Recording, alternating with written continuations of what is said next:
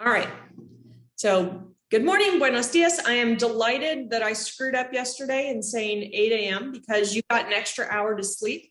Yay, 9 a.m. Or those of you that have small children, you had an extra hour to get them fed and clothed and situated. I would like us to take the opportunity this morning, before we get started on the chapter, to make sure everybody is registered in KickUp. If you are a new person and weren't here for the first class, you're probably saying, KickUp? What is this? I'm glad you asked. KickUp, I put the link in the chat. It's kickup.co. I think that's a backslash. I honestly don't know // what the difference is. It's like, but anyway, it's in the chat. You can look. I'm gonna call it a backslash, pre-K for SAREG. So let me do a screen share so you can see what that looks like when you put that into KickUp. And if you're on an Apple device, you might have to do this on a friend's phone or something that has Android or that has Google Chrome, because it seems to like Google Chrome best for this. But you can try your Apple. It might work. It works for some folk. All right, so this is what pops up. So let's just take a moment and go through this together to make sure you have it filled out accurately, appropriately. All right, your first question, are you a pre-K for SA employee? I can say with assurance that you are not a pre-K for SA employee because I have written down where everybody works. None of them work at pre-K for SA. Plus, pre-K for SA doesn't serve infants and toddlers, at least directly. We don't have a center that this is our infant center. So you're going to put no. Please select the age or grade levels that you serve. If you are in a baby-only classroom, that would be infant. If you are in a toddler-only classroom, choose toddler. If you're in a mixed age classroom where you have like babies through 2 years old, you can put infant toddler. If you're in like a 3-year-old classroom, you could put toddler preschool.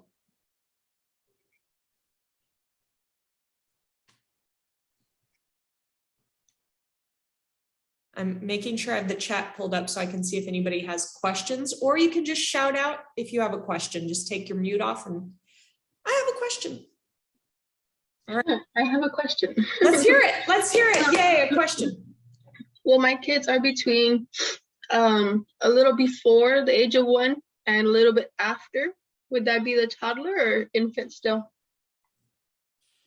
Because I know in some daycares they consider that already the toddler, and ours we consider infant. I totally get that. I think you could do infant toddler because usually, well, I say 18 months and up, I would say. 18 months? No, we move them up once they're 18 months. I'd say just infant then. Okay. Because personal experience, we usually consider like 18 months to 2 years as a young toddler. Okay. There is some wiggle room there. I already did this all by myself. Sure. And I put infant toddler, and I guess I should have only put infant. You know what? The world will not end. It'll keep on spinning. Not a problem. Okay. All right. Then anybody else on age levels?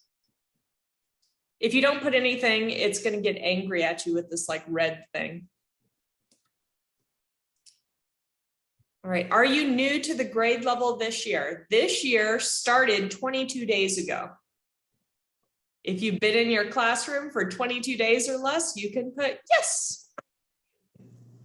If you have been in your room for more than 22 days, no. All right. Years of teaching experience. I'm going to let everybody do the math for themselves. Mine would be down here, but we're not going to say exactly how many years because we don't have to. for me. We'll just say 20 plus and that's good enough. Do you have a CDA? I hope that everybody in this class does not currently have a CDA. If you do, please set aside some time to talk to me or call me or something this week and say, hey, I have a CDA. Then we need to discuss next steps for you. So, no. Select your school district or organization. Some of your schools will be in here, like there's Blessed Sacrament, there's Books and Bibs. Who else do I have in here? Healy Murphy. So Yogi Land. So if you don't see your center, you can click other. And then it wants you to type in what the other is. So you can just type that in there. I'm not going to choose other because I don't want the red line. Your role, what do you do at your center? Are you the lead teacher? Are you an assistant teacher? If you have more than one role, let's say you're an assistant teacher, but you're also the assistant. Oh, no, you have to pick one. It's good to know. You only have one shot. If you have two roles, pick the one that you like best at the moment. All right. When you get to the end, Miss Lillian, let's hear it. I have a question. Yes. So I'm an assistant teacher, but when my lead teacher leaves, I become the head teacher for a few hours. Would I still be assistant teacher? I would, because that's like your main role. It sounds like 80% of the time you're the assistant teacher. Yes. Yeah, I'd go with that. Okay. Do you already have a CickUp account? If you already have one for like some other thing that's not a pre-K for SA training that you attend, perhaps you need to do that. Click no if you do not. Your email, that is the email that you check regularly because we send announcements through that. So yesterday, if everybody had been on CickUp, I could have just sent out an announcement through CickUp saying, whoops, screwed up the time. It's actually 9, and it would have automatically gone out to everybody. Phone number. Full name. Do you work in the city of San Antonio? Is your school, your daycare, your child care facility, your learning center within the city of San Antonio? I believe everybody's is. And then the zip code of your center. And if you don't know that, you might have to get on Google and say, where exactly do I work? Because you don't send yourself mail there. So odds are you don't know the zip code. So you put all that in there, you click submit. Any questions on this form before I get rid of it? All right, so that's it for that form. I am now going to pull up what CickUp looks like once you've created an account and log in.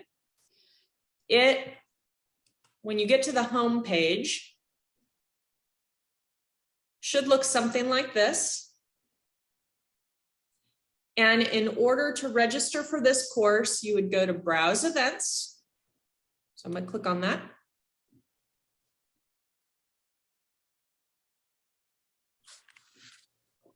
And you could either scroll down because today's session should be like right at the top of the list because it's today. So you can see it's like second thing on the list I have. Or you can type in the word infant and it should also bring it up. So here's the search thing. You can type in infant. But I'm just going to go down. Today we're on session 3. Pay attention to where I'm clicking. I'm not clicking on this session 3 thing. I'm going right underneath it. Do you see this underlined infant and toddler CDA spring 2022? That's where I'm going to click. When you click there, you should have an option that says register for all. I'm going to click on that and see what happens. spinny circles. All right, you have been successfully registered for 10 learning opportunities. Woohoo! Oh, everything's going off. My email is blowing up now with 10 registrations of those learning opportunities. Okay. It's not going to register you for the things that have already happened. I'm going to have to go through manually and add you to those. Don't worry, I'm in attendance. I can do that. I would be delighted if you could register for the 10 though. So register for all and get the 10, because if you don't, I have to manually register you for each one of these, and it makes and it's so easy for you to just push the register for all button, and I cannot register you for all. You have to do it. If you have questions about this process, feel free to either stay on in study hall and chat about it, or call me during the week, or email me during the week and say, it's not working, what do I do now? And I will help you. Questions before I leave kick up?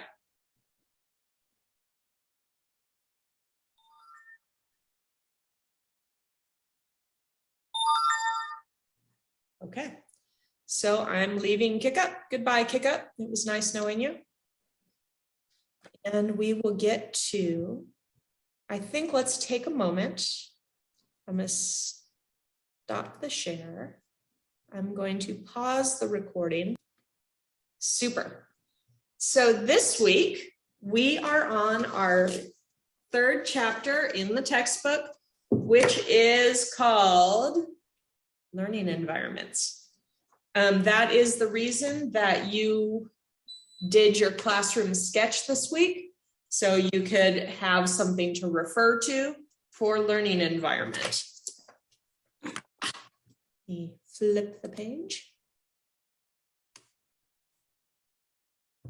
We're going to talk about classroom and a little bit of outdoor environments that allow children to feel safe, gain independence, and foster learning. The objectives of the session are to increase children and teachers' productivity. Also, the productivity thing, it's also going to be talking about learning routines. Let me see what part of the chapter that is in.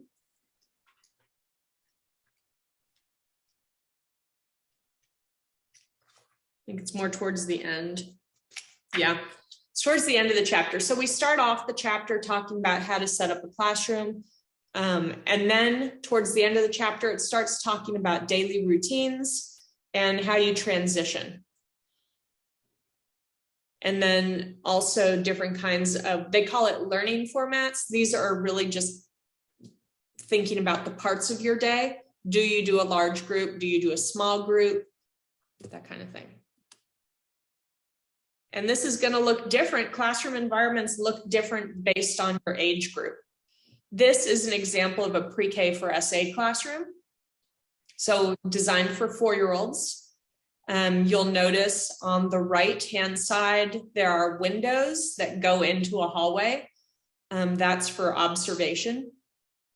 You'll notice that they have the rug with the big area. That's like for the blocks and large group. So this is kind of the setup that we use at Pre-K for SA. So a reflection. Think of a special place. From the moment you walk in, you know you belong, you feel comfortable, and you want to return again and again. Okay, so think of what that special place is for you, where you feel really comfortable, where you feel welcome, like you belong. Perhaps you have an emotional connection to it, a link to a childhood memory. Perhaps you're attracted to the physical elements of the space. Maybe it's a place where you renew, revitalize, repair, or rejoice.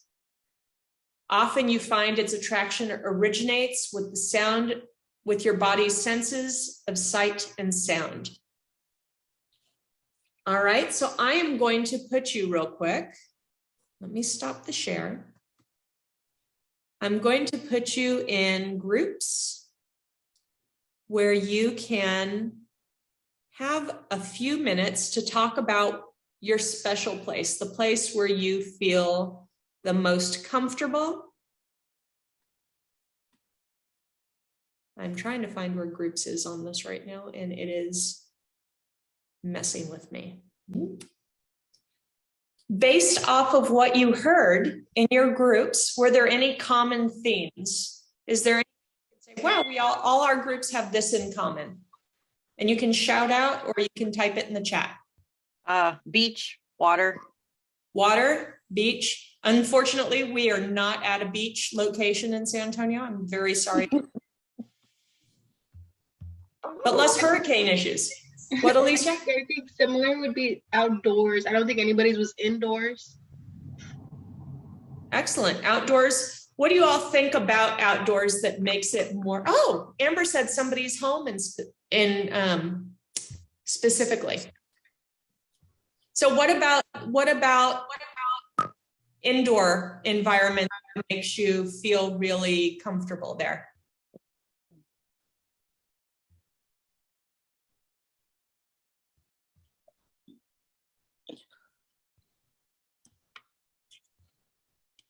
The love. Okay.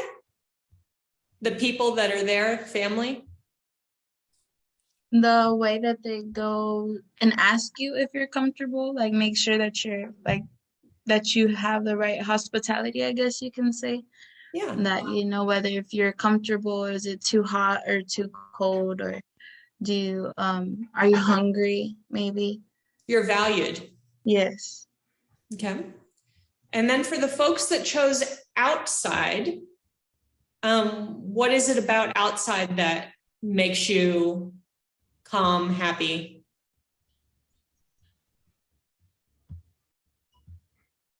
Being able to breathe.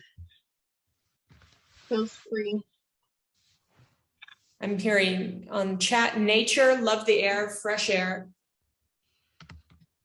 I can tell you when I was sitting on that pier, the days that it was the best is when it had that strong wind blowing into your face, along with that salt air. And I can tell you that was not the best beach in the world for, you know, laying out or anything like that. It was a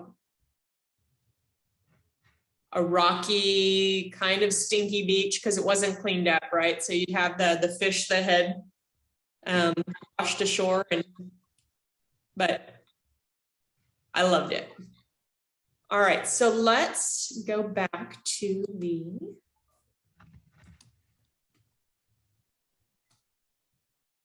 reflection here. All right, one concept that has been tossed around for quite a few years now is the idea that your classroom environment or your outdoor environment, like your playground, also teach the children, kind of just like a teacher. What you have in your environment teaches the children. How you have it set up teaches the children things. If you would please, either yelling out, or not yelling out because there are babies on board here, so speaking, or in the chat, share out what things you think your environment, classroom environment, or your outside environment, your playground, what do you think they are teaching the children? What kinds of things do you think your children are learning based off of how you have your environment set up?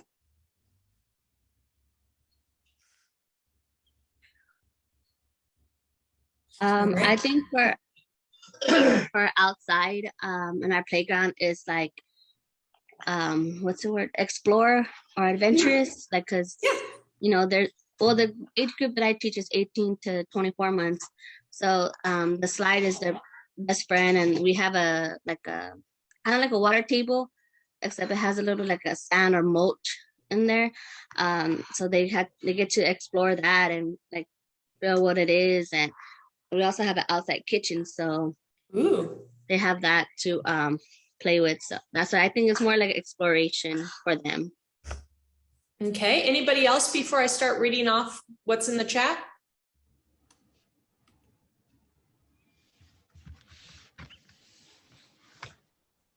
All right, in the chat, I'm seeing the responses of color, motor skills, fine and gross motor skills, depending on your environment, sharing, multitasking, soft touch, independence, familiarity, a welcoming, safe environment, safe self-expression. The playground, it teaches them to be fun and share and be safe. Learn through exploration. Share the toys. Plants, the smell, taking care of them, watering them. All good things. All right, I especially appreciated the independence one because that is something we are going to talk about today, and how you can foster independence, and you know, why should we bother with fostering independence? Yeah, so a lot of good things the environment can teach.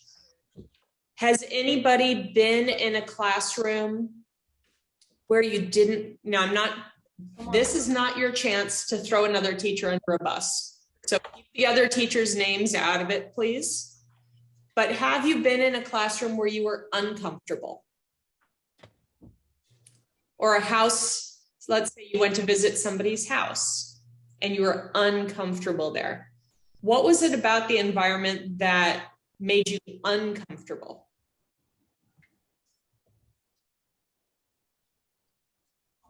And don't throw any in-laws or anything under the bus either. I used to nanny, and the parents that I nannied for did not, I guess, childproof the home. Mm-hmm. So a lot of things I had to be worrying about the children's safety, like making sure they're not going to jump off something or hit a corner of something or open something and find chemicals. I had to like, oh, that's exciting. Yeah, I had to rearrange everything every time I got there. Okay, thank you. Anybody else? I'm going to pull this blanket up a little taller because it looks like my heater is not heating properly. Carry on. Oh, Lydia's got a blanket too. All right. Myra said inside adults and kids just yelling at each other or yelling to each other. Mm-hmm. That would make me uncomfortable. I've been in environments that have been really cluttered. I stayed at somebody's house one evening that was a hoarder, and they had little trails through the house that you could walk through, and everything else was stacked up to your knees. That was exciting. I was like, I really hope nobody, smokes or something this evening because we're going down. All right. Ricky said, feeling like I don't belong. Like, who are you? And then I mentioned clutter, or if an environment is dirty or falling apart, especially if it's a classroom, that makes me uncomfortable.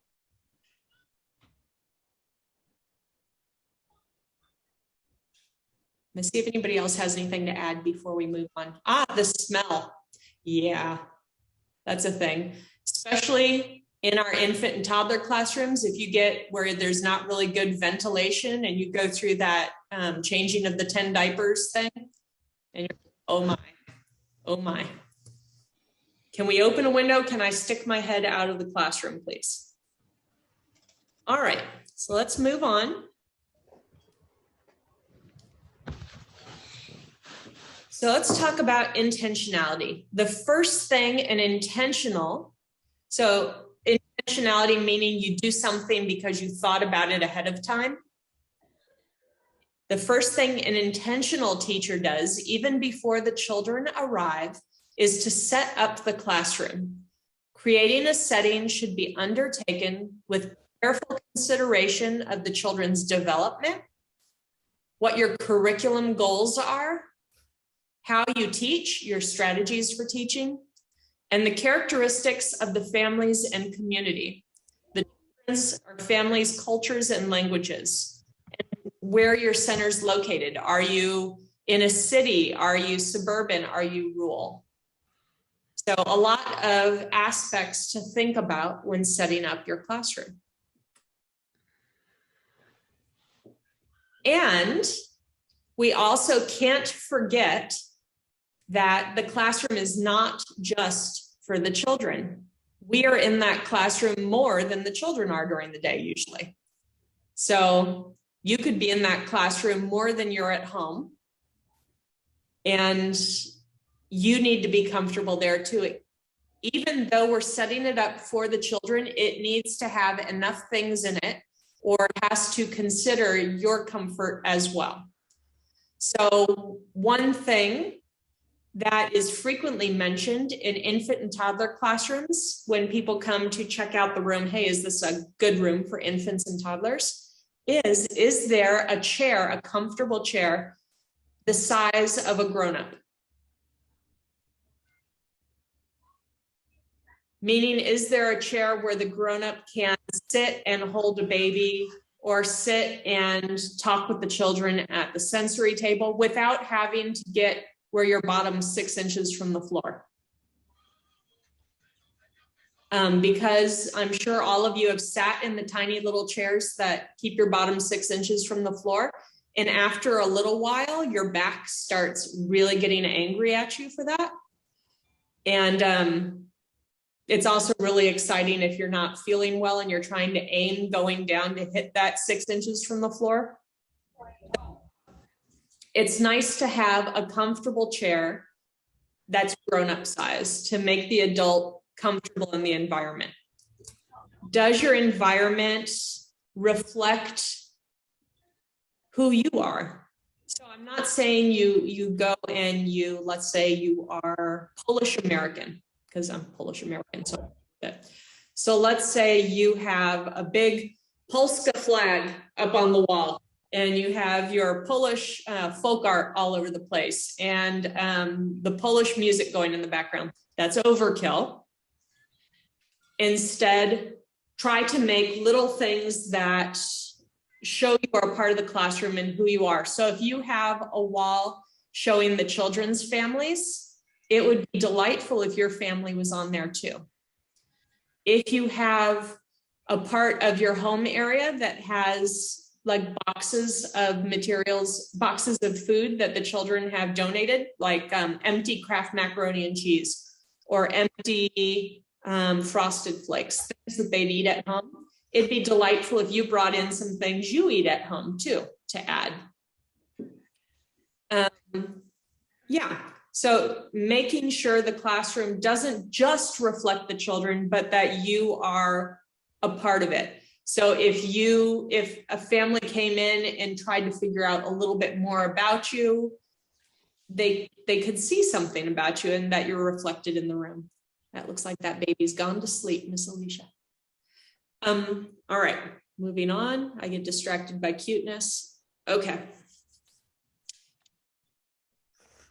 For intentionality, what values of the children do you want reflected in your classroom? Do you want your classroom to be their home away from home? A lot of people would say, yes, I want my classroom to be a home away from home. What would make it feel more like a home? In the chat or shouting out, what would make a classroom feel more like a home? Familiar toys. Okay. Or books.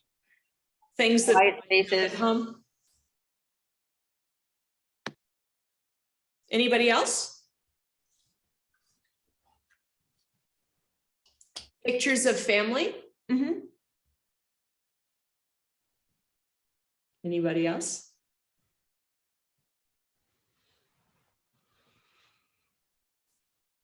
Some people I have seen So most centers have the fluorescent lights, correct? You know, those rectangle lights up in the ceiling that hum a bit.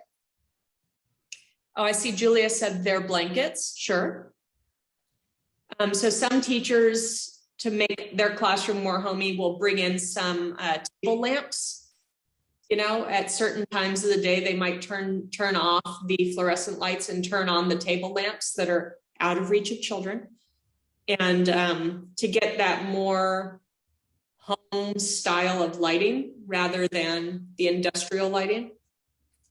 Anything else anybody can come up with that would make your home, your classroom more like a home? Oh, Myra said, it's organized, it smells good. There's a nice rocking chair. I love a good rocking chair for putting babies to bed. Or the gliders, those are good too. Having a classroom pet, maybe like a fish for the younger children. Okay. Yeah. Has anybody done fish in their classroom? I have traumatic experiences with large tanks of fish in a young toddler classroom. So, Lydia, you have fish in your classroom? Is that working out for you?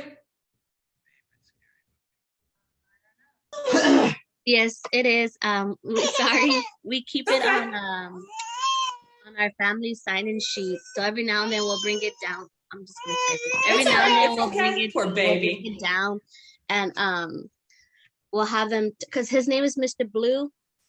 So because like they're learning their colors, kind of, I'll tell them blue, and then I'll say blue, and then I kind of get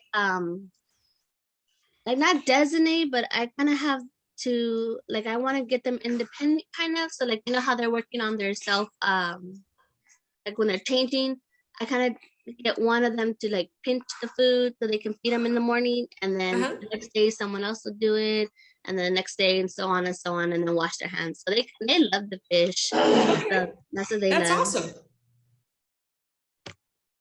All right, and I see Lydia said putting pillows for an alone center or a cozy corner.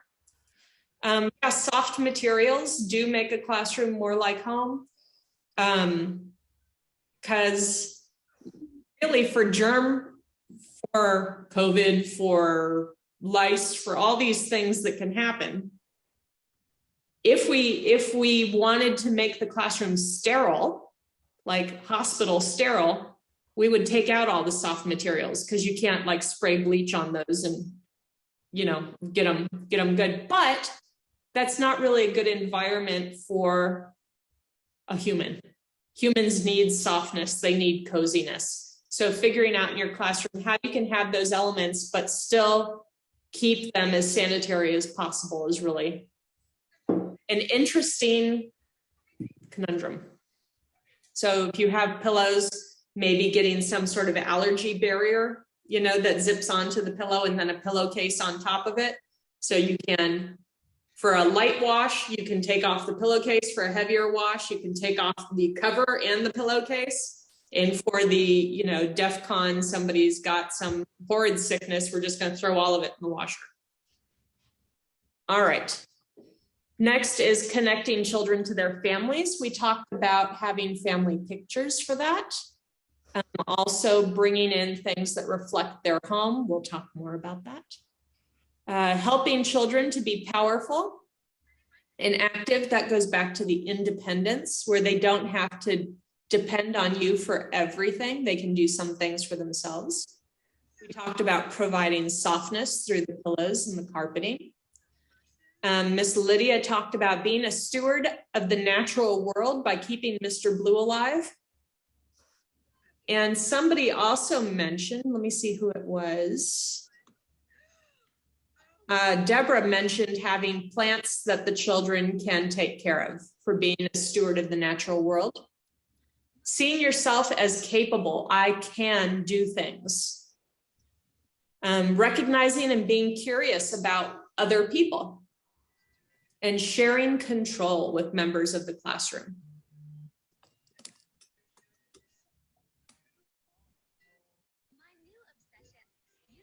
All right. And for some reason, this has gone sideways, so I will move that a little bit. All right, so guidelines for setting up the classroom. You've got some guidelines. You have your minimum standards. Those tell you things, usually from a health and wellness perspective, like you have to have a separate sink for preparing bottles and washing things than the sink that you hand wash after changing diapers. The minimum standards will talk about what kind of cribs you can have, what the sheets look like for safe sleep. It'll talk about how often you should things. So that's the health and wellness. That's your accreditation and certification standards. There are also some quality standards that you can look into if you're interested. One of them is PQA. That's the Program Quality Assessment. Another is TRS, Texas Rising Star.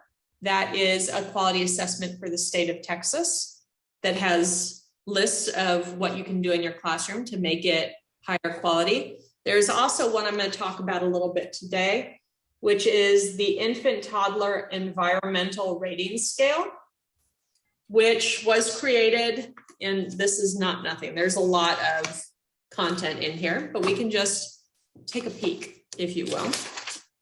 It talks about the space, personal care routines, the books you have, the activities you do, interactions and program structure. We're going to look at the space today because this is the environments chapter and we should talk about spaces. So on this, it has a rating of a 1 up to a 7. 1 being, not really, 7 being, woohoo, good for you. And it has 4 columns of stuff.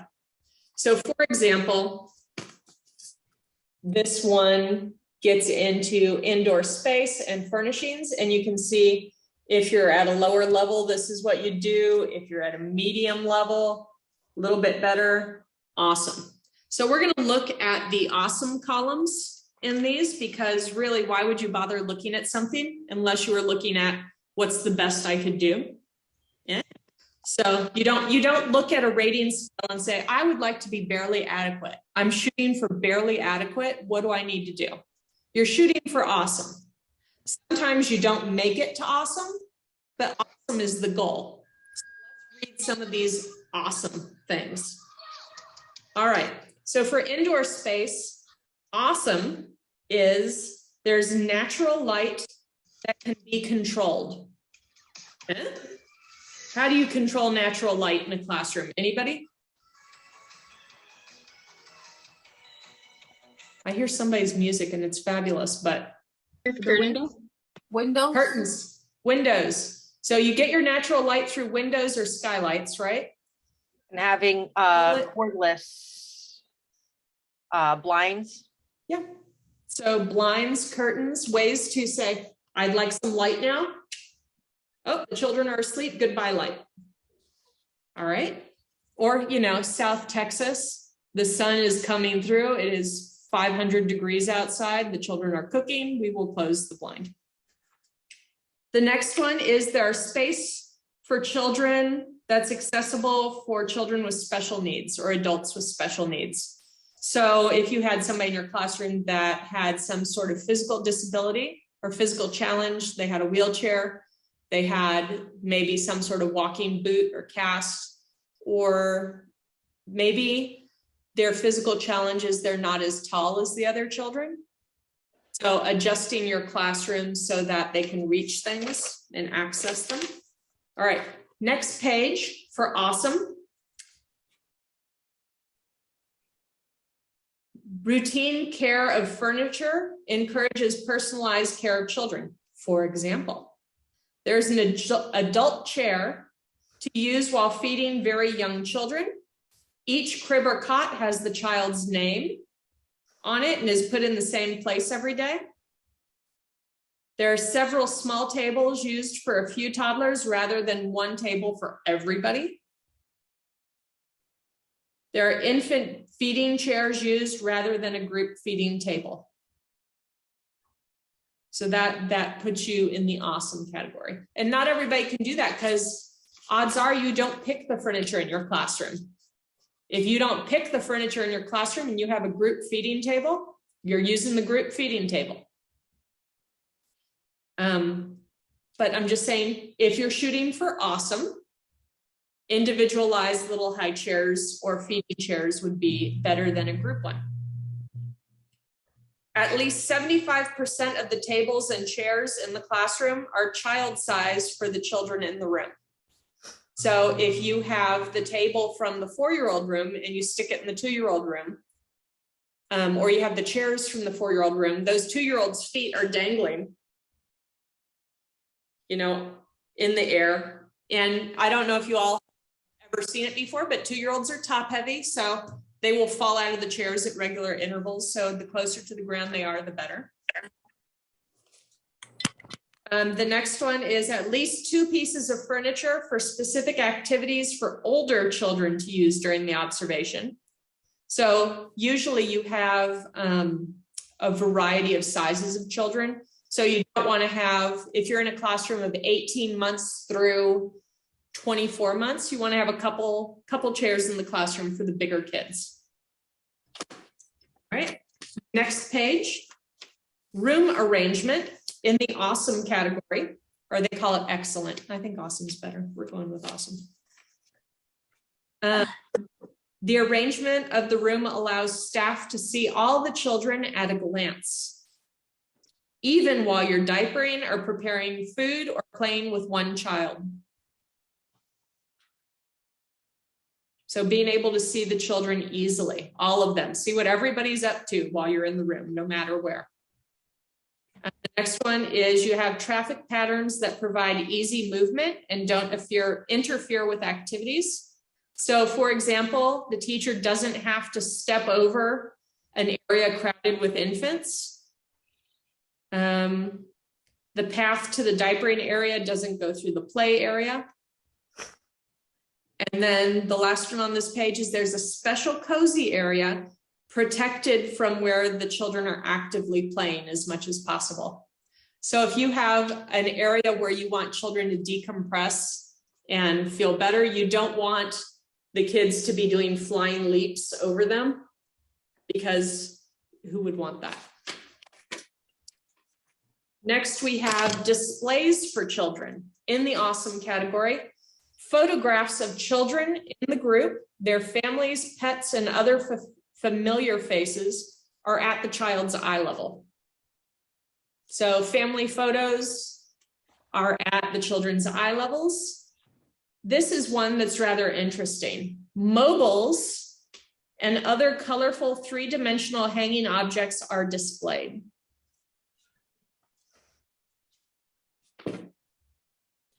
One of the best places, I think, to put this kind of thing, if possible, is over a changing table. Not all changing tables have a height. So sometimes a changing table has a cabinet right over it. You can't hang a mobile if there's only 18 inches of room. That's not going to happen. But if you have a changing table that you have clearance all the way up to the ceiling, it'd be delightful to hang some sort of mobile for the children to look at while they're being changed. If you have the cabinet right over where you change children, a lovely thing you can put is a plastic mirror so that they can see their face or see what's going on. That's very interesting.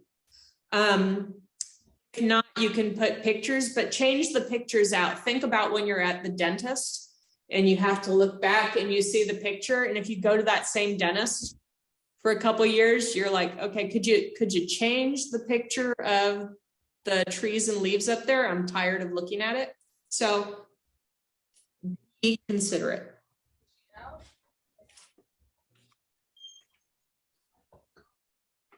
And then the last one on this page is that the teacher will talk about the things that are on the wall or talk about the mobile. So it's not just putting something on the wall, it's referring to it with the kids. So if you put the pictures on the wall of their families, taking a moment when the babies are over there or the toddlers are over there and say, oh, you know, I see the picture of your family. Here's your doggy. Can you tell me about your doggy? Or, you know, what I see grandma here. Is grandma coming to pick you up today? So referring to the pictures and such. Okay, is there anything else for setup?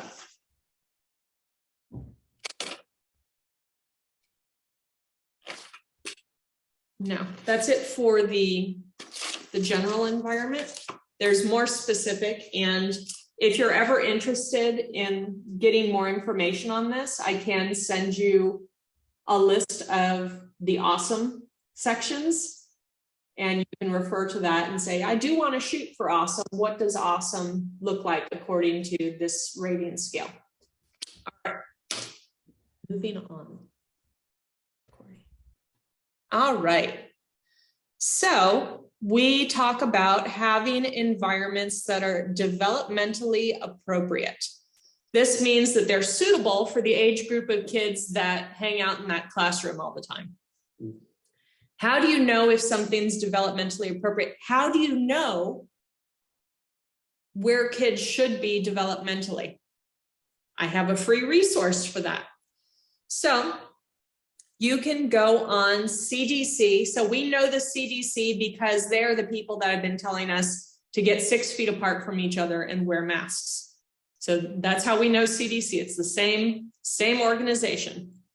They also have developmental milestones. So I am going to share with you the CDC website. So you can, maybe during a nap time one day, look up and see the developmental milestones for your age group. So I'm going to type in Google CDC developmental milestones. And when I do that, this comes up, says CDC's developmental milestones. So I'm going to click on that. Alicia, can you see the screen? The CDC screen? Awesome. All right, and they do have them in English and Spanish. And for funsies, they even have, so if you have a family, let's say you're in an infant room or a young toddler room especially, where the family, maybe they're a new family, it's like this is their first baby and they're open, right? I don't know what to do with this little being. What can you tell me? So they have an app for that because, why not have an app for it? They have, so for an individual child, they have a tracking app that you can get. Here it is, download the milestone tracker mobile app, and you can keep track of where an individual child should be in their development. So I'm going to go up here and I'm going to pick 1 year old. That's kind of in the middle. No, 18 months is in the middle. We're 0 to 3, right? 18 months. All right, so they have this page first here that what most babies do by this age of 18 months. And they break it down into categories. So for social emotional, they like to hand things to other people. They may have a temper tantrum. They may be afraid of strangers. They show affection to people they're familiar with. They play simple pretend games, such as feeding a baby doll. They may cling to their caregiver in a new situation. They may point to show others something interesting. They explore alone, but with a parent close by. And you'll see next to this either pictures or video. Let's see, sometimes these work, sometimes they don't. Let's see. I'm not getting anything on the video. I am on the pictures just for funsies. I'm gonna click and see what happens. Oh, that's precious. So you get an image kind of to help you understand what on earth they're talking about. For language and communication, says several single words, shakes head and says nope, points to show someone what he or she wants. Cognitive, knows what ordinary things are for. For example, a telephone, a brush, or a spoon. Points to get the attention of others. Shows interest in a doll or stuffed animal by pretending to feed. Points to one body part. Scribbles on his or her own. can follow one-step verbal commands without any gestures. So for example, when you say sit down. Movement, physical development, they walk by themselves. They may walk up steps. They may run. They can pull toys while walking. They can help undress themselves, usually by kicking off their shoes and hiding them. Drink from a cup, eat with a spoon. So they have this in a format that's not really good for posting on a wall right here. But if you look to the right here in this blue box, they do have one for posting on a wall. It's in English and Spanish. So I'm gonna click the English one so we can take a look at it. And it's probably gonna have to have a new share for this. New share. Here it is. All right, Heather, are you seeing the your child at 18 months? Great. So why this is really nice is it not only tells you what you should expect for development, but it also tells families. So, you know, when you have a child that reaches that age, you could send this home, you could post it where the family could see on a resource board. And another really good thing for you to know here is on the right, this thing. When you should be worried. This is like this is your red flag box. When you should be worried. Is your child missing these milestones? Are they not pointing to show you things? Can they not walk yet? They don't know what familiar things are for. They don't copy others. They're not gaining new words. They don't speak at least 6 words. They don't notice or mind when a caregiver leaves or returns, or they're losing skills they once had. This is not for you to diagnose a child and, you know, tell a family, you know what, I bet your kid has autism. That would be bad. Don't do that. Instead, you share this with the family before you have concerns, right? You're like, oh, here's the developmental checklist. You know, I've noticed your child is doing these things so far. What are you noticing at home? It's a lovely talking point, you know, with the family to share this. And if things start to go sideways, you can, this is already something the families are familiar with. You can start pointing these things out to them and say, oh, it could be time for you to share this with your pediatrician and get a second opinion on it.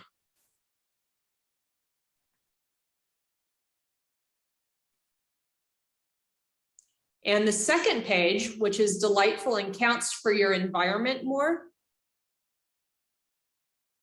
What you can do for that 18-month-old to help them develop. A safe, loving, consistent environment. Praise good behaviors more than you punish bad behaviors. Describe their emotions. Encourage pretend play. That tells you you need to have a pretend play area in your classroom. Encourage empathy, read books. So you need to have a book area in your classroom. Copy your child's words. What else? Hide things under blankets and pillows to encourage children to find them. Play with blocks, balls, puzzles, books. So you need to have all those things. Provide toys that encourage pretend, example dolls.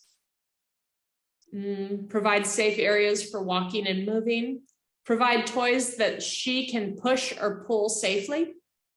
Provide balls for kicking, rolling, and throwing. Encourage them to drink from a cup and use a spoon, no matter how messy it gets. Blow bubbles and let your child pop them. So these are things that you can do as a teacher to encourage development for that age group. This is really useful for you. I highly recommend that you print these for the age groups in your classroom and refer to them often. If you are supposed to be having conferences with families once, twice a year, this would be a great conversation starter with the family. Does anybody have questions about developmental checklists? This is not the only kind I mean, there are other ones. There's Ages and Stages that's really popular right now, that some of your centers are using, and that's fine too. I didn't see it earlier. I'm That's sorry, I it. didn't mean to cut you off, but No. I didn't see it earlier in the website if they had like each month. Let me go back.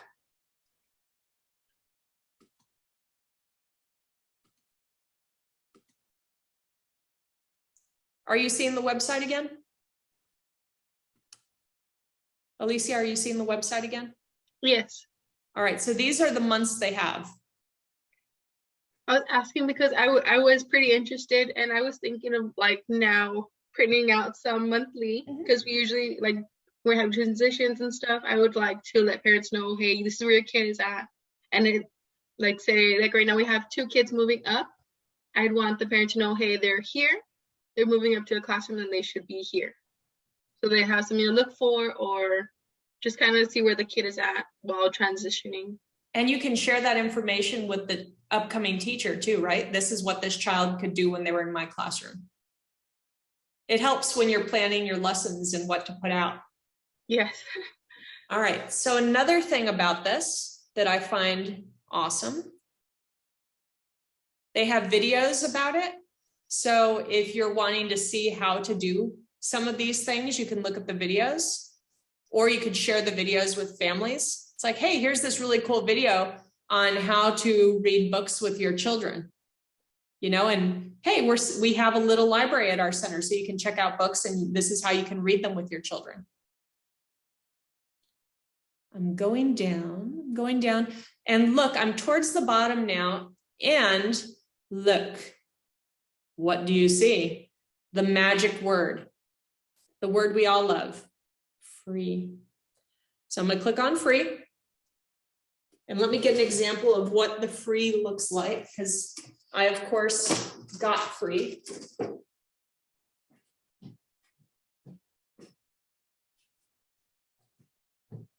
Okay, so they have free materials you can order. So tools for tracking milestones, I'm going to click on that just so you can see. You can, well, the app is, you just get it on your phone, right? They have a lot of it that is print versions. Let's see if you can actually order any of these that are printed pretty. I'm not sure. Let's see. Let us see.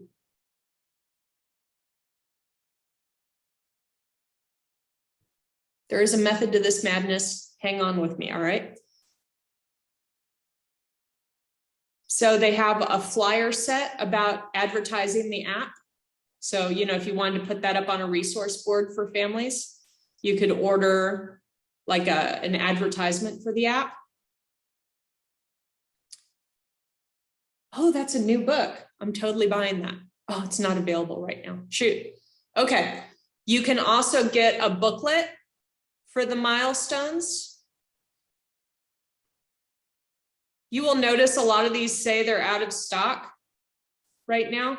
So I come here every once in a while just to check and see if it's in stock, because apparently I tell too many people about this and they get on board and order things. So it has a book here for a children's board book for 1-year-olds that teaches caregivers about the milestones to look for by the age of 1 year. So here's an example of it. It's a board book. You all know how hard it is to get good board books. But so for example, this one, the first page says, I'm sorry for my pronunciation. This is in Spanish. You're just going to have to pretend that it's said with a good accent. El bebé se despierta, en la cuna se para, con el dedo señala. And then in the corner, it has a for parents section. Padres buscan la, and it has a picture of a dog's paw print. Para saber qué esperar el bebé al año y el corazón para saber cómo ayudar.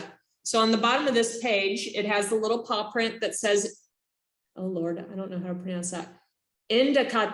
comunicador del desarrollo señala para mostrarle a otra persona lo que quiere. I'm sorry, I used to be able to pronounce this stuff better. I haven't spoken Spanish well for a long time though. So, and then like this next page, la pelota buscaba.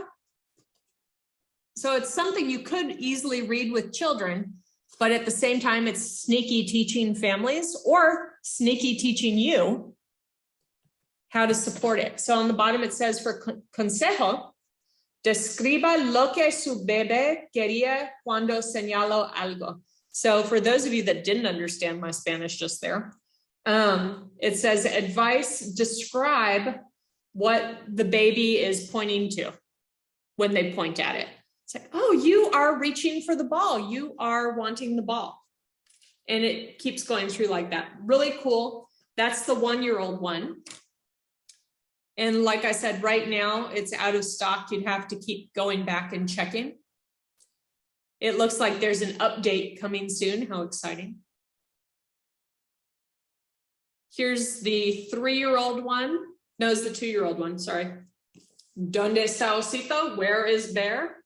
That has the same kind of advice for families and caregivers within a book, which why would you not get a free good book? And then they have Amazing Me. It's Busy Being 3. I do not have that one yet. I am going to have to come. Oh, they have it in Spanish. All right. So you can order. I'm not going to do it right now. I'll let y'all blow up this site later if you want for the 3-year-old book.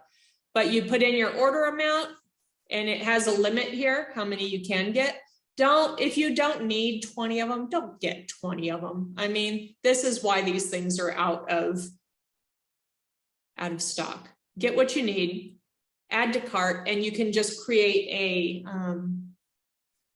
you don't have to send it to your center. You can send it to your home and have the resources. Okay. So I'm going to stop share on that. I hope everybody found that useful. I always really enjoy looking through what they have available on that site.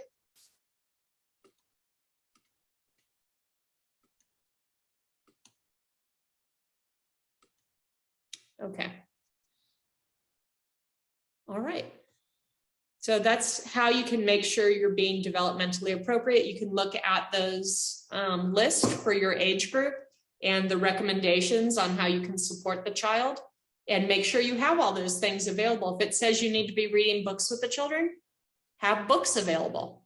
If it says they need to be pulling and pushing toys, you need to make sure you have pull and push toys for them to do that.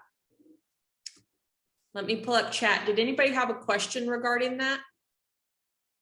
Where'd the chat go? Come on, chat. There you are. Because I can't see everybody's face at the same time on here. So if you have a question, you can't just raise your hand. You have to either yell out or put it in the chat. All right. Oh, no, okay. Oh wait, did you put a link in the chat for the CDC? Yeah, the CDC. Just here, I'll put what I put in Google, and I put CDC developmental milestones. Oh yeah, that'd be good. Yeah, sorry, I know you went Quite all right. kind of different places. And if you're looking for the free section, it's at the bottom of the page. Okay, thank you. They're not going to put it up at the top because everybody just jump on it, right? They want the people that are committed to looking at it to get the free stuff. Okay, thank you. Mm-hmm. All right.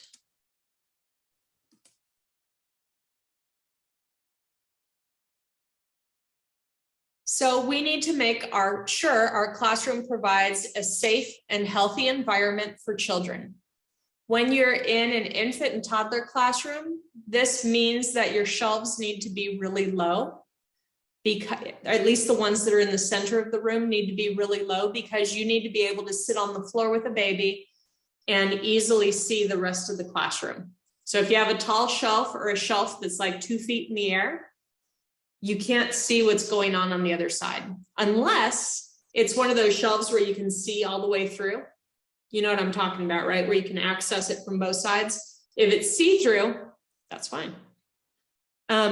Also for safe in your classroom, children will climb on things as soon as they're able to climb on them. So making sure things are stable that are out in the center of the room. So you can't stop a child from pulling themselves up on a shelf. I mean, if you're sitting next to them, you can stop them, but you're not always sitting right next to every child in your room. It's not possible. So make sure things are really stable so they're not pull over hazards. If you have, hello, baby. So cute, Alicia. If you have things along the wall, shelves along the wall, you need to, grab the top yourself as a grown-up and wiggle it. Does it seem like it could fall forward? Then you need to find a way to either get that out of your room and put something more stable, or find a way to anchor it to the wall. I know everybody's heard when flat screen TVs became really popular, and they had cabinets for holding the TVs that children were pulling themselves up on, and it'd fall over and smush them. Oh, y'all haven't heard that. Okay, so that's a thing.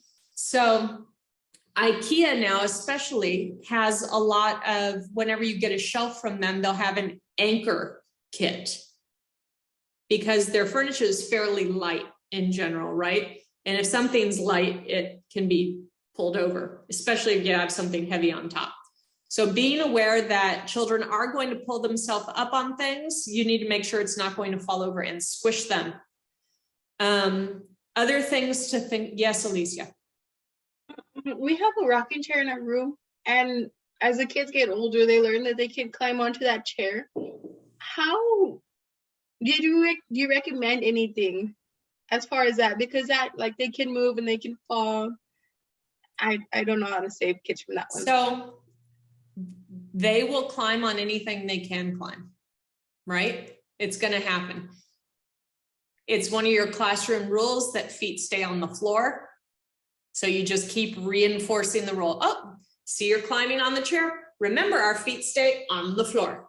And sometimes you feel like that is so during certain spurts in development, they are all about climbing, right? And you might feel like 80% of your day is, remember, feet on the floor. Remember, feet on the floor. Remember, feet on the floor. If that is becoming your life, then you need to consider, what can I put in the middle of this classroom that is not a hazard for them to climb on? So for some centers, that is the big soft blocks. Have you seen those? That are like foam and covered in like a wipe off material that they can scuttle to the top. They have like steps and stuff, but it has like, if they fall off it, they will not die. And usually you have something cushy underneath it. So ideally, once you are pulling them off that rocking chair, remember, feet on the floor. If you want to climb, go climb on that. So not just telling them no, no, no, no, no, but trying to meet that need that they have to pull themselves up and find something they can climb on that would be safe. So generally just redirecting them. Yeah, but giving them an option that they can do. It's the same thing for gentle touches, right? It's like, oh, you're wanting to pull that hair. Remember, gentle touches here. You can pull on this instead. I think you have to teach him to do that because he pulls hair. So sweet. Oh my gosh. When they're that little, good luck. You better just tie your hair back. But you can still, because they're going to reach for other babies and that mop of messy hair on other babies' heads. And that is a really good texture to weave your fingers into and grab. So it's redirection and stating the rule and then giving them something they can hold on to. It's not all about don't touch it, don't climb on it. It's, okay, feet on the floor or gentle touches. This is what you can do that with. So talking about psychological and physical safety, So the children need to feel relaxed and comfortable rather than worried what's going to happen next. So we're going to talk later about one of the ways we can psychologically make them more relaxed is to have a predictable routine, a predictable schedule, a predictable way that their caregiver is going to react when they start climbing on rocking chairs. They know they're going to get a similar reaction every time, that the caregiver is not going to lose her cool and flip out, you know, and get violent and yank them off the rocking chair. It's going to be gentle each time, and it's going to be a redirection. We talked about sight lines. You need to be able to see what those children are doing, especially the little ones, because they have tendencies that when they bunch up together, they will bite. So if you get some 18-month-olds or 2-year-olds that get in a tight corner together, they will bite. It is one of their ways of communicating, get away from me. And it's very effective. You don't even need to talk. You just open your mouth and close it on whatever is in your way, and it will move. So being aware of those areas that bunch up during those times when children, those developmental stages where it's normal to bite, being really aware of that. So for example, if you have a cozy corner, I have seen some people make a cozy corner for one, and they make sure that that little space fits one child comfortably, and that's it. Because sometimes if somebody's upset, they go to the cozy corner and somebody's, you know, they squish in with somebody else. It's not cozy anymore. We're throwing down over this cozy corner. So being aware of their development and when they're going to start wanting to bite each other is very important. All right. A question as far as biting as well. Let's hear it. I have a child who just generally bites. At first, it was more like you say, like they want somebody to get away. But now this child like randomly bites. He's a hugger, so he That's hugs. a sensory But thing. we gotta worry about biting. So that and he's does moving go off topic a little, but I'm sure everybody has had a biter like that. So let's just take a minute. It's not just the getting into the tight corner, like you were saying, that causes biting. Some children like the sensory input that biting gives them. And you'll know pretty quick if that's one of the children, because it's usually a hug that initiates it, because I love you. This is probably wrong to have on here. I'll probably cut it out later. I love you so much. Ow. Right? Because it's just right there. It's such a squishy, nice arm. It's just right there. So the bite happens. When you have children that are sensory biters, they're very consistent about it. You can predict when that child's going to bite. You can't always make your brain think ahead of time when it's going to happen, though. You usually notice it like 3 seconds before it happens, and you might not get there in time. So being aware of when they're going to sensory, you know, get that sensory input. And sometimes for that child, you just have to ride it out with them for a couple months while they're doing it. And so we've considered it's been called shadowing, where you're pretty much that child's shadow whenever they get in a situation where you know they're going to be doing some sort of play where that's the hug is a possibility, and just you get that hand ready. The hand is ready to deploy, and you might look like a weird little T-Rex holding your hand up here, but the hand is ready to go. And you see them lean in. Sorry, inappropriate if they have a binky in, because that is a plug. So they're leaning in to take the bite, and your hand goes whoop or whoop right in front, and your hand might get the bite, but your hand is bony in general, and it's not as satisfying as a soft baby arm. So they'll probably let go of you much quicker than they would the soft baby arm. And honestly, would you prefer to call a family and say, you know, I let your child get bit, or would you prefer to say, you know what, I took a hit today? hopefully most of you are saying, I'd prefer to just take the hit and move forward. It happens usually though, if you have that blockade there, they're just like, what? It's not what I was going for. It's not the texture I was wanting. You're not a soft, delicate, arm to bite into. Don't want you. So it's the shadowing, and usually they grow out of it, God willing, within a couple months. However, there are some that don't grow out of it for like a couple years. You can't live your life like that. It will drive you mad. So if you have one that's not growing out of it, it's not happening. There are various and sundry objects that are designed for children that have the need to bite. You can find them in general in special educational stores online for classrooms. And they're usually pretty tough bits of rubber and such that are usually textured with interesting, nubs and stuff. So it gives them some good sensory input. And that could be something when they're older, they have a bit more self-control in understanding, I want to put something in my mouth. They can have that's like in their pocket that they can chew on. And that cuts down on it quite a bit. Some children that have specific things that they haven't been diagnosed with, that you might have to just be their shadow, or as they move from room to room, keep the next teacher up to date that this is what their triggers are, catching those triggers and being aware.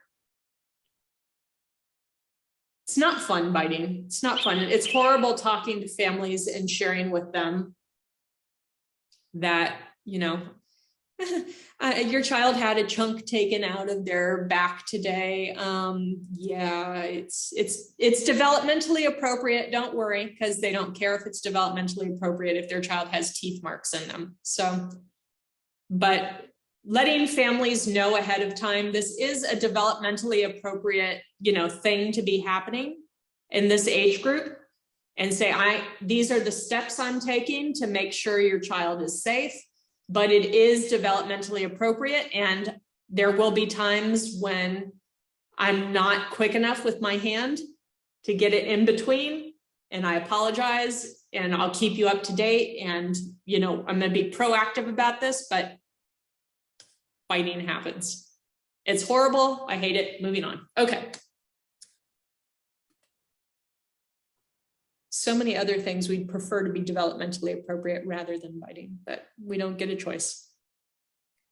So talking about interest areas next. So your space, even if you're in a baby room, should have interest areas, or if you're not calling them interest areas, perhaps you're calling them centers.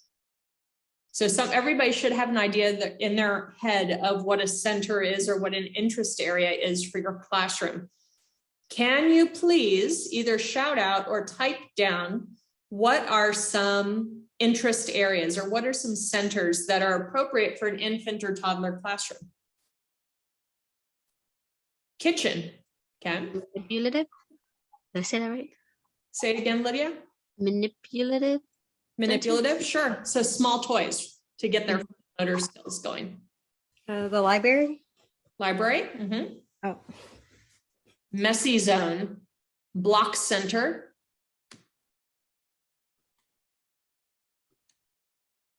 Dramatic or house area. Science or art. Kitchen.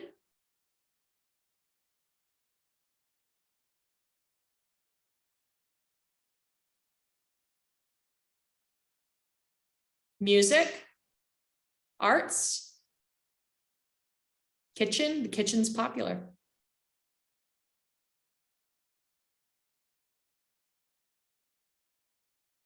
All right, are there any that we missed? Gross motor, very nice. So gross motor is those big movements that we're trying to develop as well. So the Manipulatives or small toys work more with the finger movements, and then gross motor is the whole body. Quiet zone or the cozy area.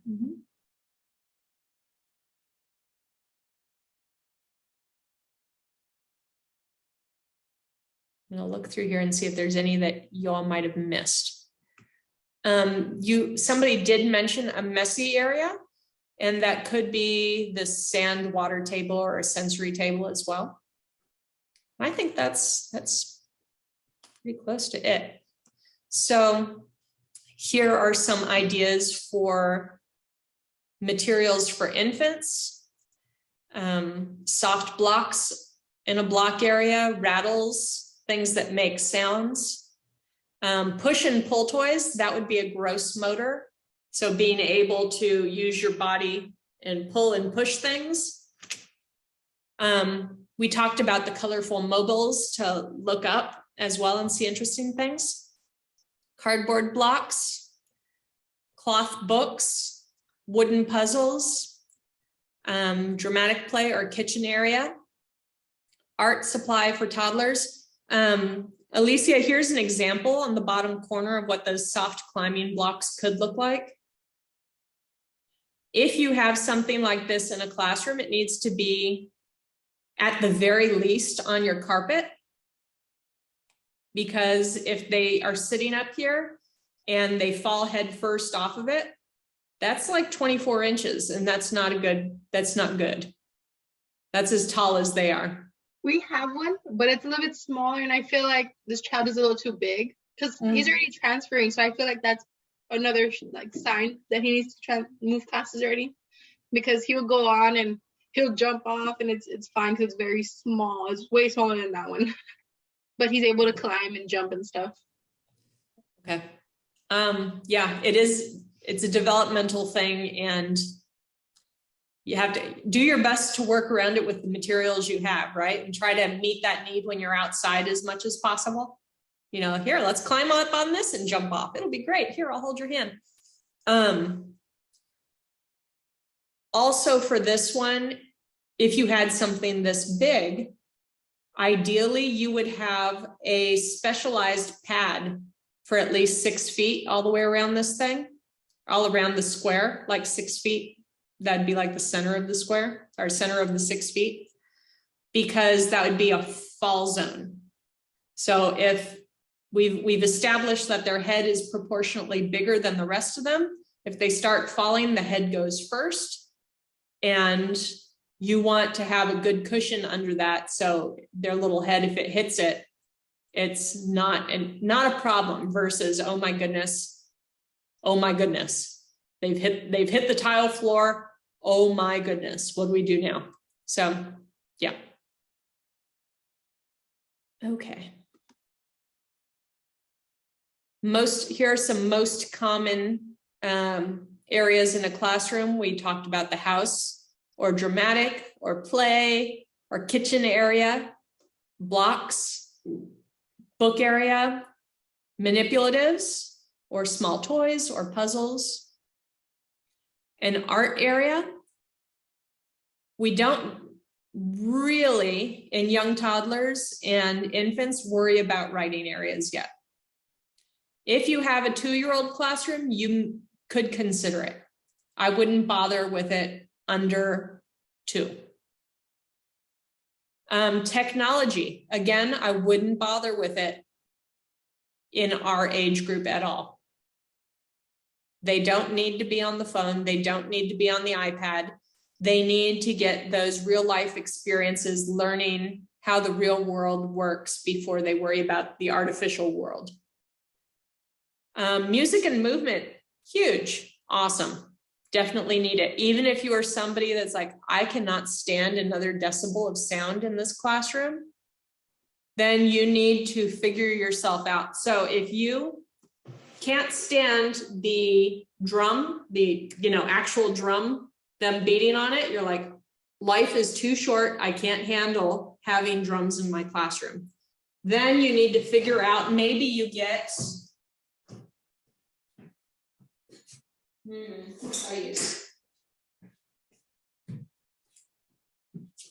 See, this is what happens when I hold class, when I have all my materials near me, I have to go play with them. So here, let me empty this out. You could get an empty oatmeal container, an empty plastic bucket. It's much quieter than a drum, but that's still a good time. What else? You could get the jingle bells. You could get, I'm sorry, I have that stuck here too. Let me just grab it.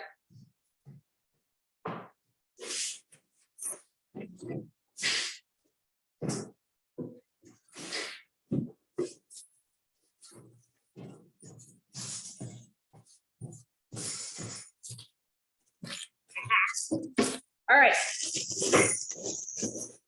You could get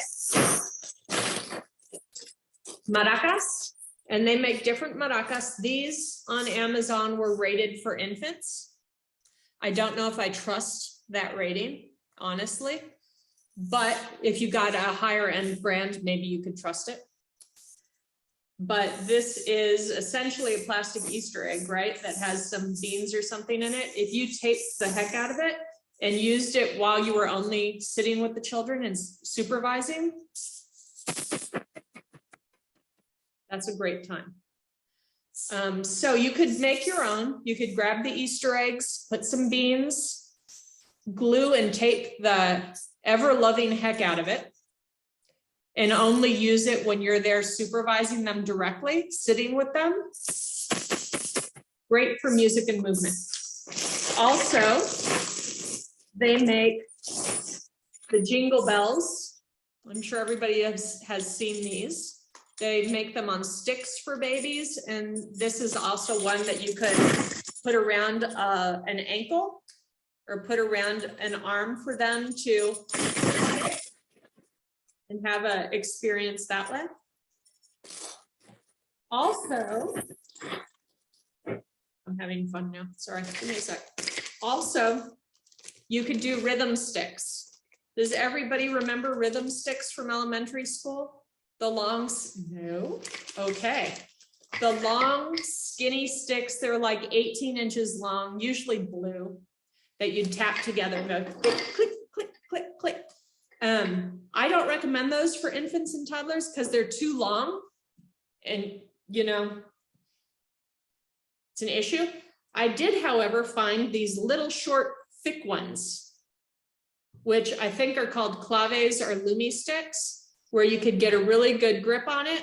You could give for your infants just one, because really that coordination is not going to happen for a baby. But if you just gave them one and you sat them down on the tile floor, good time. Or you could put them next to your drum. That's usually a motion that a baby can do fairly easily.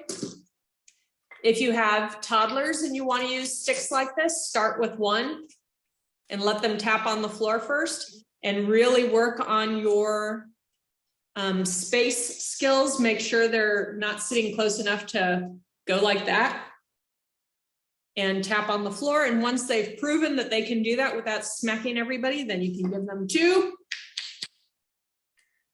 And then for infants and toddlers, I'm sure everybody has seen this real lightweight fabric that they use for music and movement, the scarves.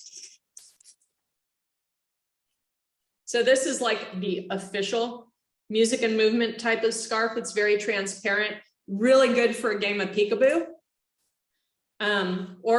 It's very easy to move for a baby. If you are not in the market for buying individual scarves, you just go to Goodwill and find, you know, scarves that have been donated. They'll look different, but they still get that movement going.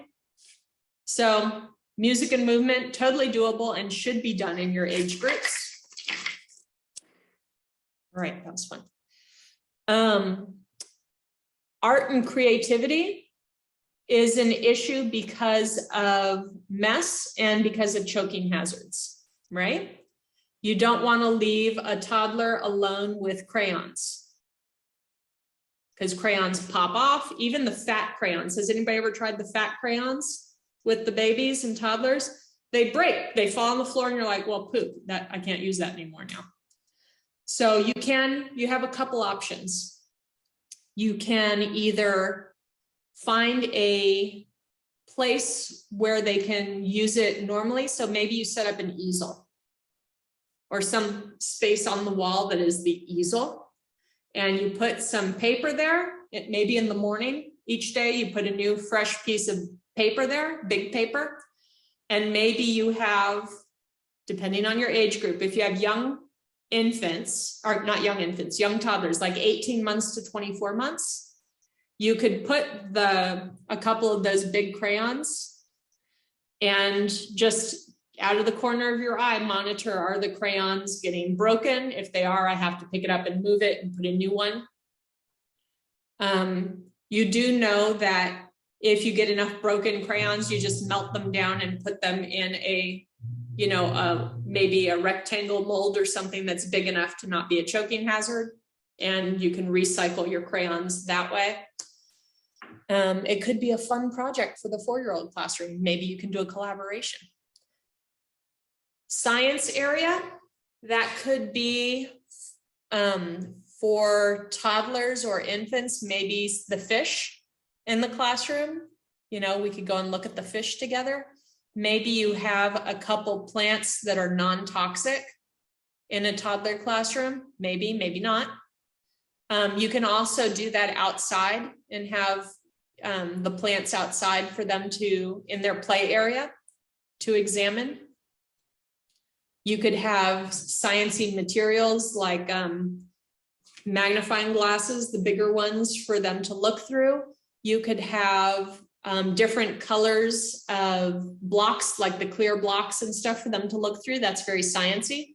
I have been in an infant classroom where they had a light table. I don't know if you all know what a light table is, but it's essentially a piece of frosted plastic that has a light underneath it that you can put various clear and transparent things on top, blocks and such for them to see through. Those are all sciencey things. Sensory table, you can do it in an infant and toddler classroom. You just have to make sure for the infants in particular, because the head issue of falling forward and drowning, you need to make sure it's tall enough that that's not a concern. And then don't put a lot of water, just a little bit. Math, you're not specifically teaching numeracy and math skills in an infant classroom, but you can have things that are similar for you to count with them. ABC alphabet, same thing. If you have it out, you can, talk with the children. Oh, it's a letter A. It's the same as Alicia, A. So, okay. The location of the interest areas are planned out to provide adequate space. So this is the big space they have for blocks and for large group. Try to make your messy areas as close to the sink as possible. Try to separate your loud and quiet areas as much as possible. All right, defining the areas. So especially when you get children who can run, you need to take a look at your classroom and see, is there parts of the classroom where children just run back and forth? If there are, you need to try moving some furniture to slow that down, to make it where it's not as exciting to run back and forth. All right. Are things labeled? And are they accessible for children?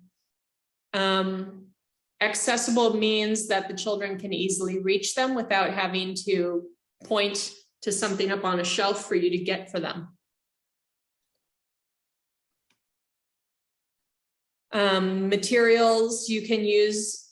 We have talked about choking hazards and everyday objects in here. I think I finally put my brush back, so I can't bring it back out. but we do like everyday materials being a part of the classroom. The easiest ones to add are in the kitchen area, I think. You can get like silicone spatulas, you can get wooden spoons, you can get wooden plates. Perhaps you have a family that uses like a metal tea kettle and you've put that in the room. So those are very easy, everyday objects that you can add to your classroom. I keep checking to see if people from this class are texting me. Sorry. Okay. Open-ended materials are materials that can be used in a variety of ways. So, for example, blocks are open-ended materials because you can make lots of different things with blocks. A puzzle is closed. There's only one right way to do a puzzle. I would say the shaker could be an open-ended material because a child could take that into the home area and pretend to cook with it. It's not just for shaking, they could use it for something else. This scarf, open-ended. It's not just for dancing. It could be headwear. It could be something to decorate your sculpture or something in the block area. It has multiple uses. Another, I'd say a closed-ended material that I just happen to have on this table with me. For example, is this pig that's all it does. So that would be a closed-ended material. Okay, so you're wanting to have a variety of materials available, and you'd like most of those materials to be open-ended where they can be used in different ways. Does anybody have a question about open versus closed materials? Okay.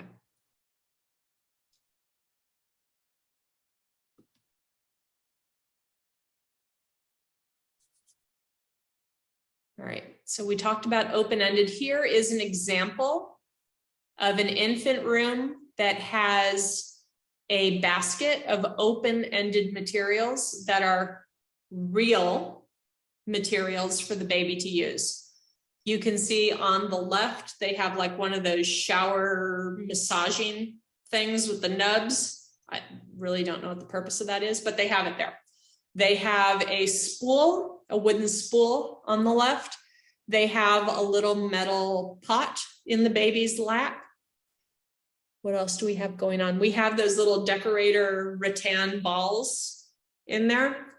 We have like a loofah from the shower. That's a natural material and has an interesting texture.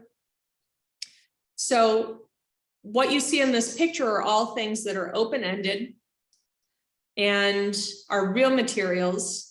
And they're also really nice for sensory materials, like that little nubby thing on the left. That's very interesting to feel and examine.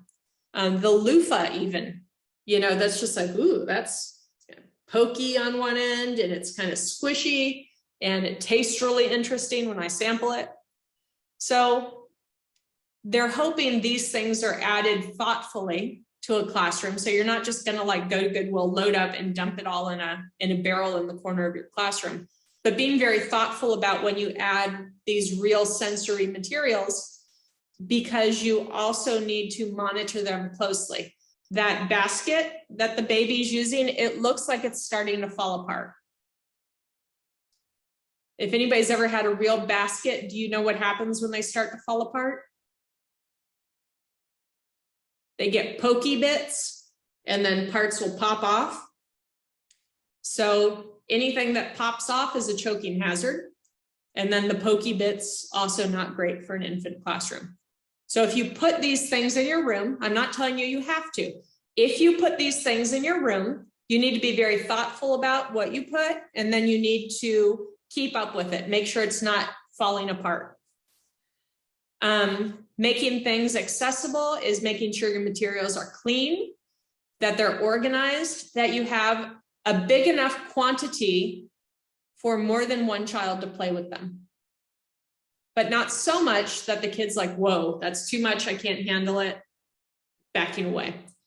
This basket that the baby's playing with right now, I would say is too much stuff. I like the stuff they have in it, but there's too much of it. I would have a much smaller basket that I could put in front of that baby that they could just rattle around in. Here's another example of open-ended materials used in a classroom. This looks like something I'd probably do for a 2-year-old classroom, just because those rattan balls do degrade pretty quick. And so you want to have a classroom where you can keep on top of it easier. They have various tubes. So it looks like we have various tubes used in like fabric stores for like thread and material and stuff. And then they even have some metal cans that they use, that kind of can opener that keeps it from having sharp edges. I hope you all know what that's talking about. You don't want to put sharp edges anywhere near a toddler, but they do have the ability to have these different kinds of can openers. Okay, so that has a lot of opportunities for a child with imagination, right? When you see that, there's no right way to assemble that stuff because they don't really go together. Okay. Keeping in mind that you have enough materials for more than one child. For toddlers, especially, you don't want to put all your eggs in one basket. You don't want to do that. Because if a toddler has a bunch of materials in one basket, they're going to go to the basket and go like that. And now you have 50 little plastic eggs that you get to clean up because that toddler is not going to do it.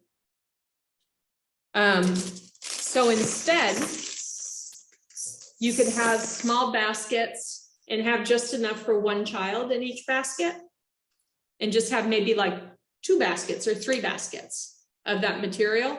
And so if they wanted to play with it, they could grab one, root around in it, play with it for 3 minutes before they flit off somewhere else. And it's much easier to say, oh, you left out the plastic eggs, let's put them back in the basket. And it's like, okay, that's just going to take me 30 seconds. I can do that with you, teacher. They can do it, put it back on the shelf, life moves on. So I highly recommend breaking up your materials so you don't have everything in one basket that just gets dumped. Because dumping is super fun and they're going to dump anyway, and you want to have less stuff on the ground when they do it. Okay, but you don't just want to have one of these with 3 eggs in it, because then the biting will get serious. Because I want those 3 eggs. No, I want the 3 eggs. Move aside, everybody. I want the 3 eggs. So in reality, nobody wants the 3 eggs, but they're all competing for that one basket. So, all right. Natural materials. So when at all possible, it's delightful to include natural materials. So some natural materials that are easy to get are rocks. Got to look at the kids in your classroom though. If you have a kid in your classroom that throws things frequently, you don't want rocks in your classroom. That would be bad. So think through the kids in your classroom specifically before you're like, I need to get a sack of rocks. And then the next day, all your windows are knocked out in your classroom.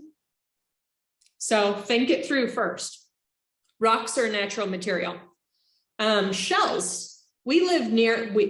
People mentioned earlier, we live near a beach. We're not super close to a beach, but we've got beaches in Texas. They have these nice, big, thick seashells on the beach that you can, walking along the beach. Oh, there's a big white clamshell. Classroom pocket. Just make sure you disinfect everything well and you're good to go. Make sure you get the thicker ones that aren't just going to pop apart in the children's hands.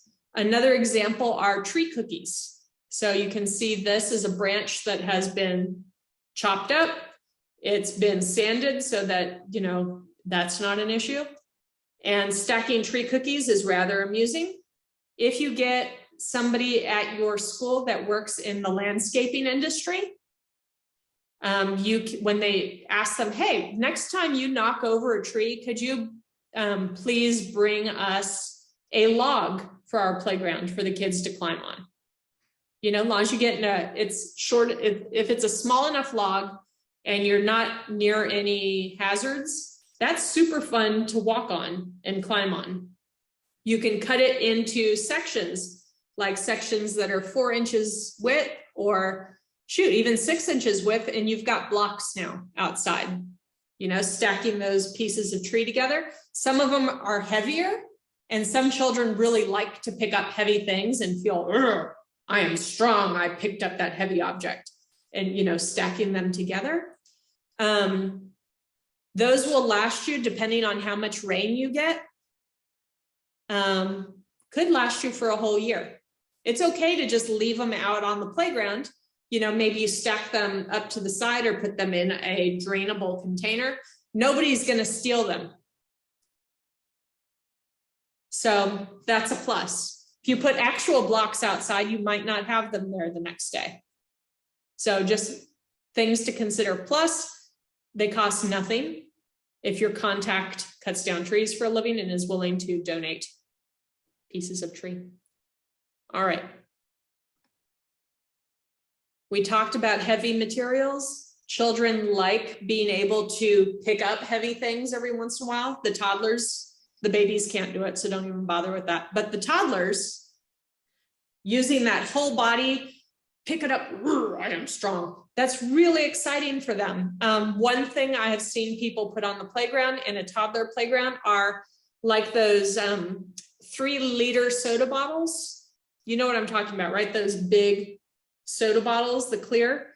What the teacher did was they put colored water inside those, you know, drank the soda or dumped it out, whatever, I didn't ask, but they filled it up with colored water. Maybe they put some interesting sensory materials in it. Maybe they didn't, I don't know, but it'd be like a sensory bottle, right? You could put stuff like that in it. They sealed the top super good, so the kids couldn't just take it off and get into that stuff. The kids would carry those around. They'd put them in the trike with them, you know, and take it on a ride. They would carry it around like babies. It was really fascinating. So very cheap material you can add to your outdoors that is really useful for development.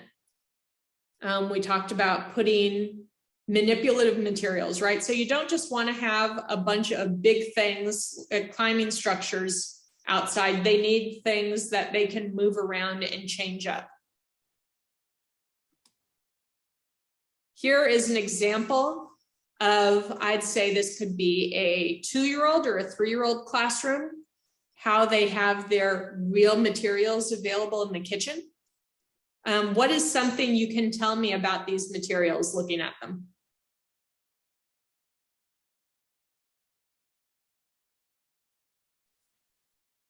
It's cold in here. Why is this not working anymore?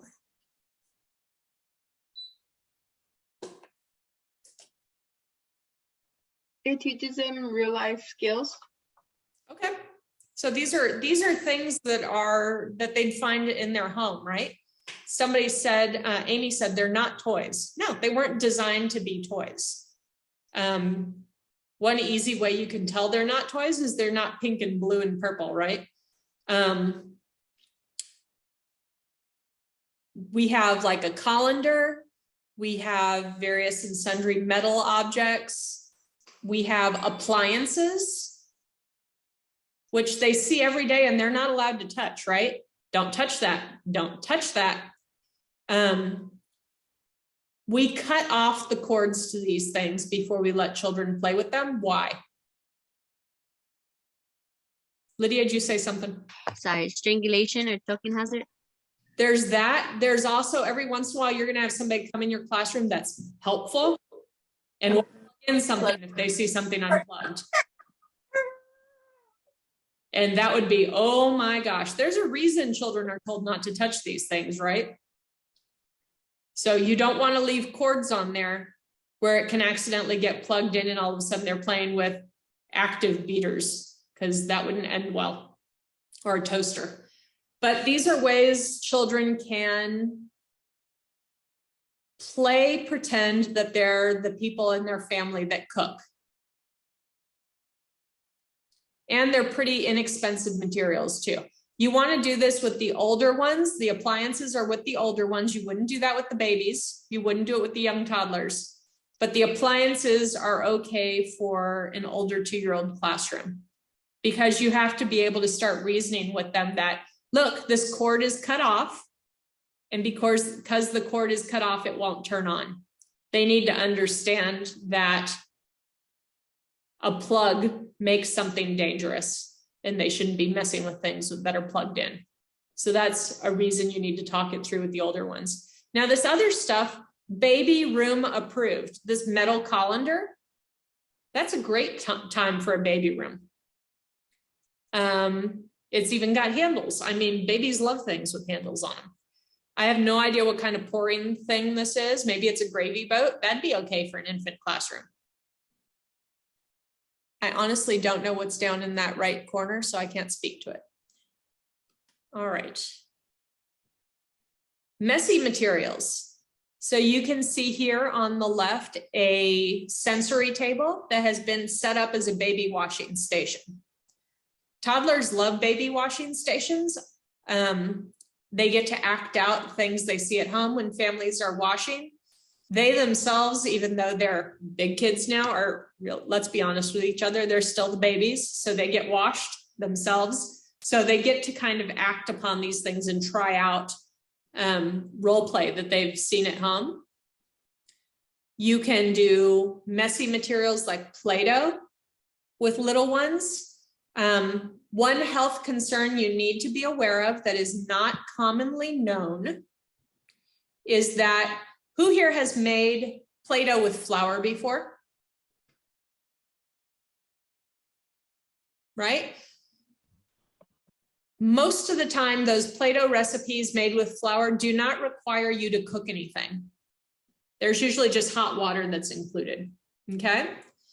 This is a problem because flour is not meant to be eaten raw.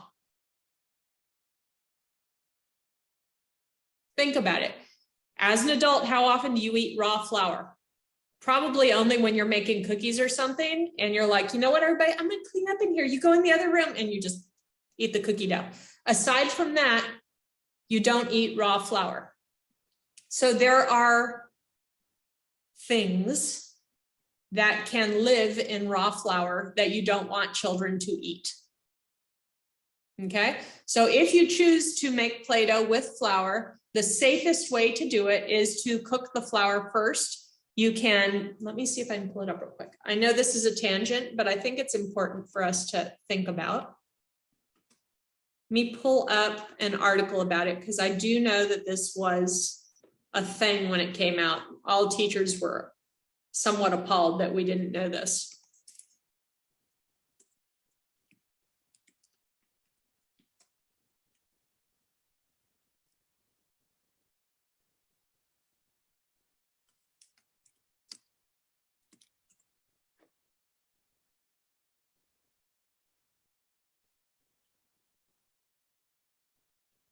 All right. I'm trying to find, okay, I was trying to find an actual really good website, rather a good source rather than like a Bob's website, which may be completely accurate, but we don't trust Bob's website for everything because Bob might just be making things up.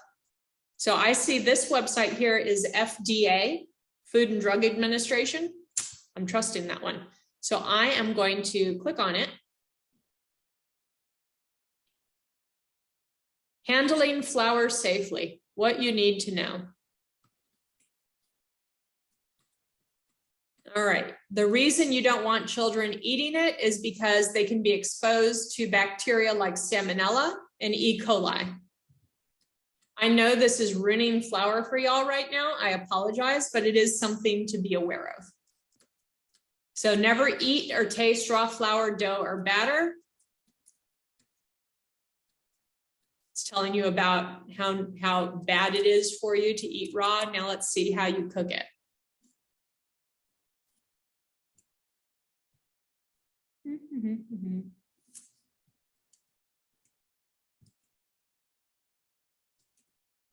It makes me almost want to stop eating cookie dough, but I don't think I could ever make myself stop eating cookie dough.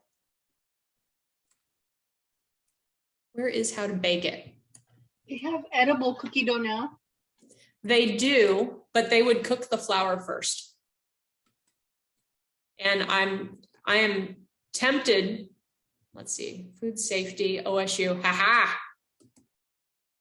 This is a university. I am trusting their website for food safety. Stop it. Why is this other stuff coming up? All right, if you still want to make Play-Doh, you should bake your flour to reduce the risk. All right.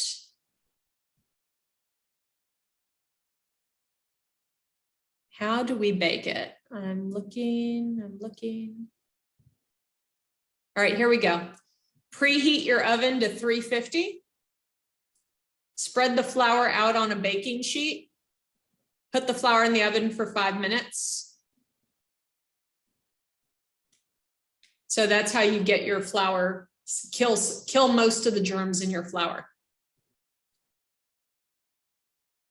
And that website here, I will copy the website for you if you feel the need to share it with your director. Because like I said, it's not something that's commonly known. And I was appalled when I first heard about it, because I am a huge fan of making Play-Doh with children.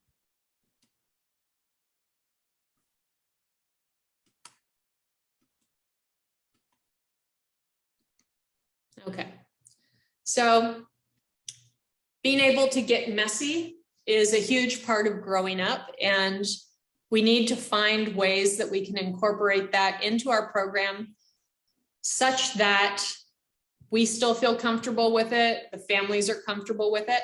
At Pre-K for SA, we talk with families before they even start at the school and say, you know what? We have mud kitchens outside on our playground, puddles that they can jump in, and your children will be painting and everything. They're going to return home to you dirtier than when you drop them off. So don't put them in their best clothes to come play or come learn.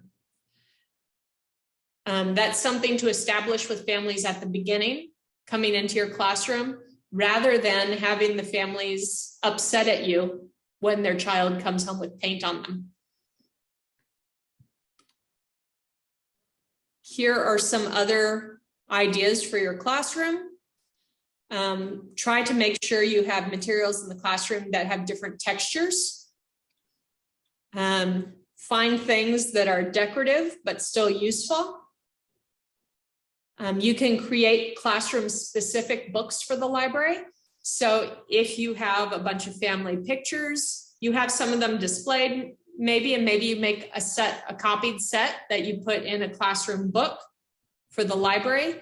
Maybe if you have a activity outside where they're doing a car wash on all the toys out, the wheeled toys outside, and they're having a car wash day. Maybe you take pictures and you put those in a book for the children to see in the library area. Use music for a purpose in your classroom and not as background sound. This is important because when you have it on as background sound all the time, you talk less to the children and with the children. It's better to only turn on the music for a specific need. So if you have a music and movement time on your schedule, sure, turn on the music, do your music and movement, then turn it back off. You can turn it on for nap times. But in an infant classroom, sometimes all day is nap time. So be very selective of when you choose to play the music. It doesn't need to be going all day, because you're not going to be communicating with the children as much if the music's on.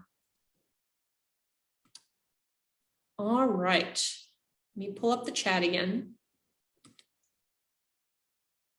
We're gonna have a little game of thumbs up or thumbs down. So you can either do this, or you can type into the chat yes or no. Yes, no. Either way is fine with me. We're going to look at some materials and I want you to tell me, is this an open-ended material? Open-ended means it's something that has various ways you can use it and not just one right way. Are you ready? Okay.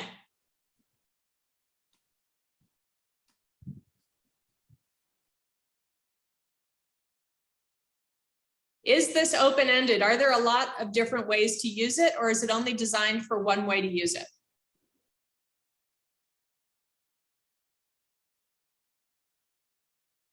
For those of you that do not have video right now, you need to type in the chat, is this open or closed-ended?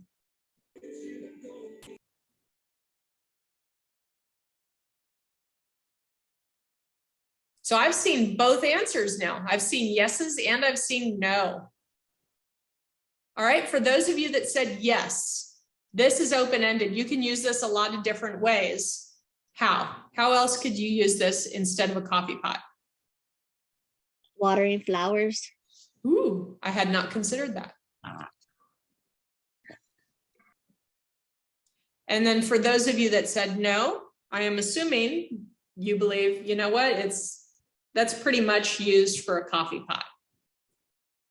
Okay, let's look at the next thing.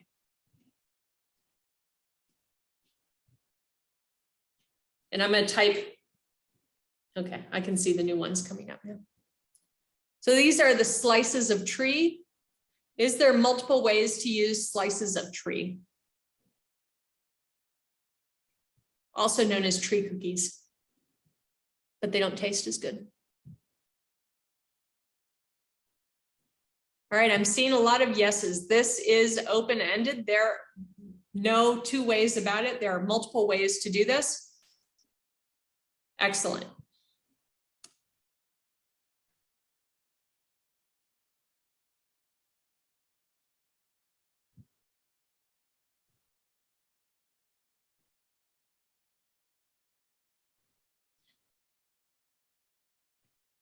All right, I'm starting to see yeses and thumbs ups for this.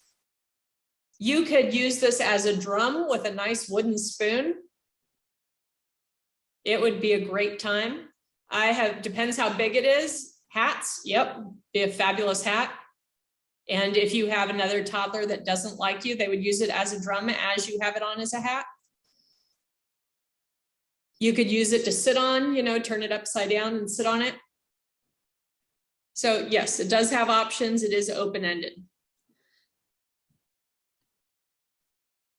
Now you might remember these from elementary school. They're a bunch of plastic bears. They're all the same, just different colors.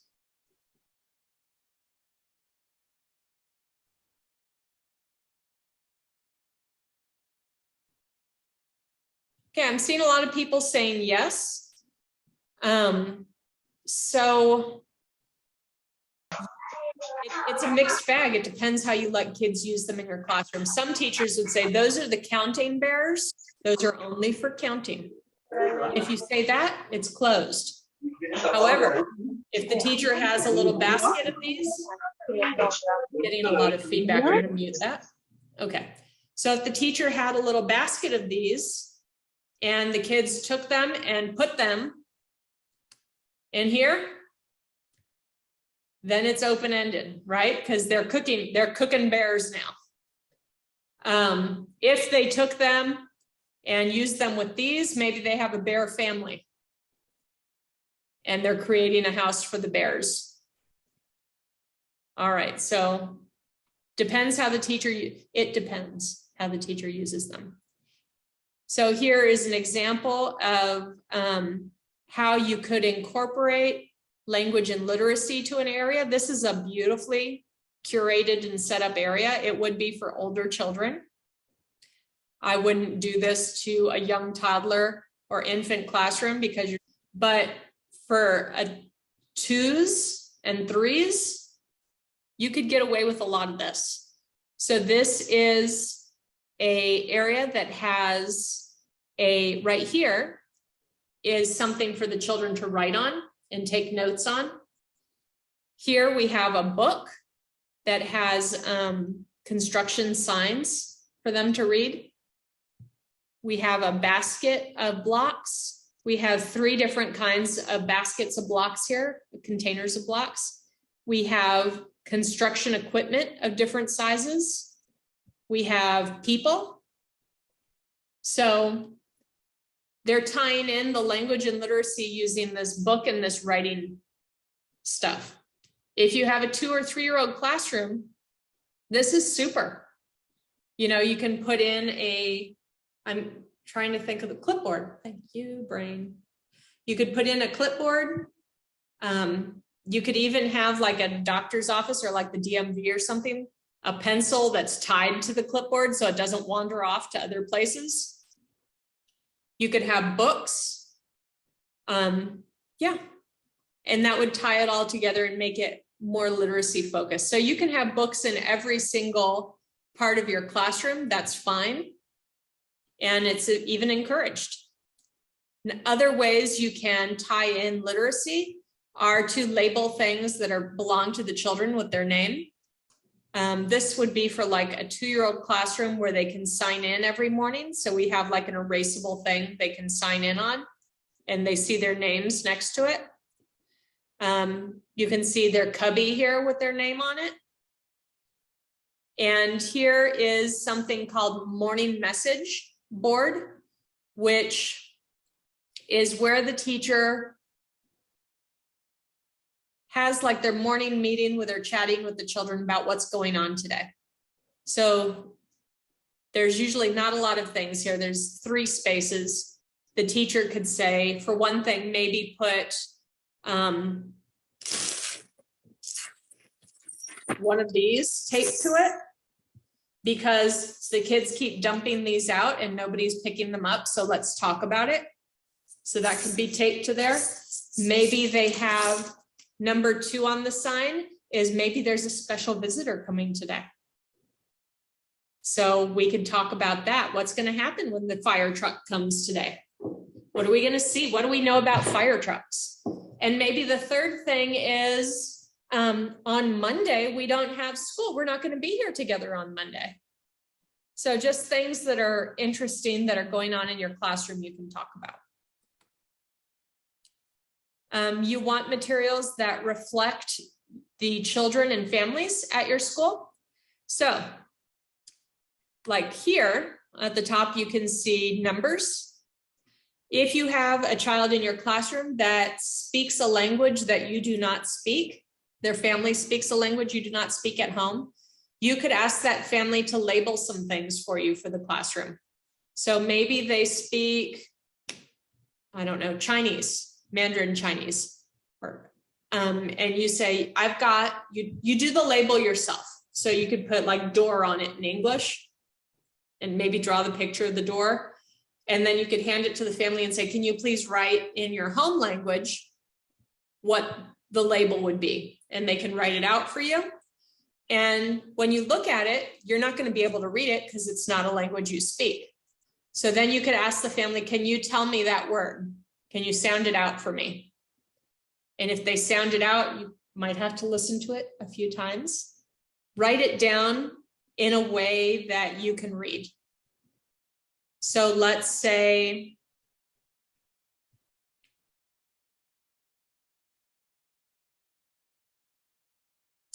puerta, right? So you don't speak Spanish, they put the word la puerta on there. If you can't read that, if it's not a way that you normally read and sound out words, then underneath it you can write in the way you hear, really small, write it out in a way that you can pronounce it for later. I remember when I was learning some phrases in Chinese. My friend was teaching me, like for toilet, xi sha dian, and I wrote it out like SHE for she, and then SHOW for show, and then for Jian it was like GEEAN. So I could pronounce it later because I could not read what she had written for me in Mandarin. Okay, so language is a big thing you can use for labels. You can put pictures of families we've talked about. That's one of the best ways to incorporate. You can use music from different families' cultures. Ideally, it's music without words because words can get you in trouble sometimes in people's music. As you know, in English music, not all the words are always nice and have a good message. So instrumental is best. However, if they just give you a music CD that has words on it, you can use a little bit of it, you know, a song from it that the child really enjoys. Just be aware if you have another family that speaks that same language that they might not like that song. So just be aware. All right. You can also include things from the culture around the daycare or around the learning center. So let's say you're next to HEB. So get maybe some HEB tote bags to put in your classroom. You know, those reusable shopping bags. Maybe you get the circular that has the list of sales that week, the paper ones, and you put a couple of those out for the kids to look at. Maybe it has here a picture of the tags that HEB employees wear. Maybe you could talk to the front desk and say, you know what, I have a toddler classroom. I'm making an HEB area. It'd be really cool if we could have an HEB tag. Maybe they'll help you with that. Maybe you have to make your own. I don't know. We have talked about families bringing in boxes of things they eat at home to represent their home culture. Here we have cooking materials that are used for different cultures that you could bring in. We have menus. So let's say you're right next door to, I can't see what restaurant this is, but let's say you're right next door to, trying to think of one that would have a menu, PF Chang's or Payway or Walk On In or something. You could get a menu because it's right next door. It's appropriate for your community, and you can put that in your centers. Any question on bringing in materials that reflect your community or reflect the families?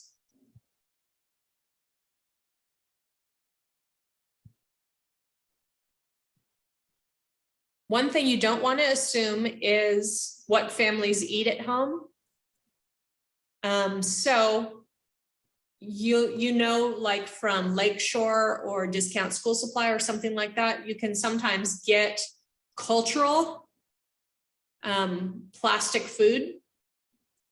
And let's say, you know, hey, I've got a child from Japan coming to eat, coming to be in my classroom. I'm going to go get the plastic sushi out of storage and put it in my area to include that child. That might not be something that the child ever ate at home. You can't assume what families eat at home. So it's better to have the family bring in boxes that are empty. Y'all right there, Olivia? That, oh, you've got a baby. Okay, got it. That reflect what they eat at home. Other things that you can add to the classroom are fabrics from different cultures. So you don't have to actually make costumes for children. You can just bring in the squares of fabric and they can wrap them around themselves in different ways. You should have, look at your dolls in the classroom. You should have at least 3 different colors of doll in your classroom. You can add musical instruments from different cultures. You can have books, picture books from different cultures and different family makeups. So if you have a child in your classroom that's raised by their grandparents, it'd be lovely if you had a picture book where grandma and grandpa are taking care of the family. If you have, well, just different kinds of family setups, there are different books that can reflect that.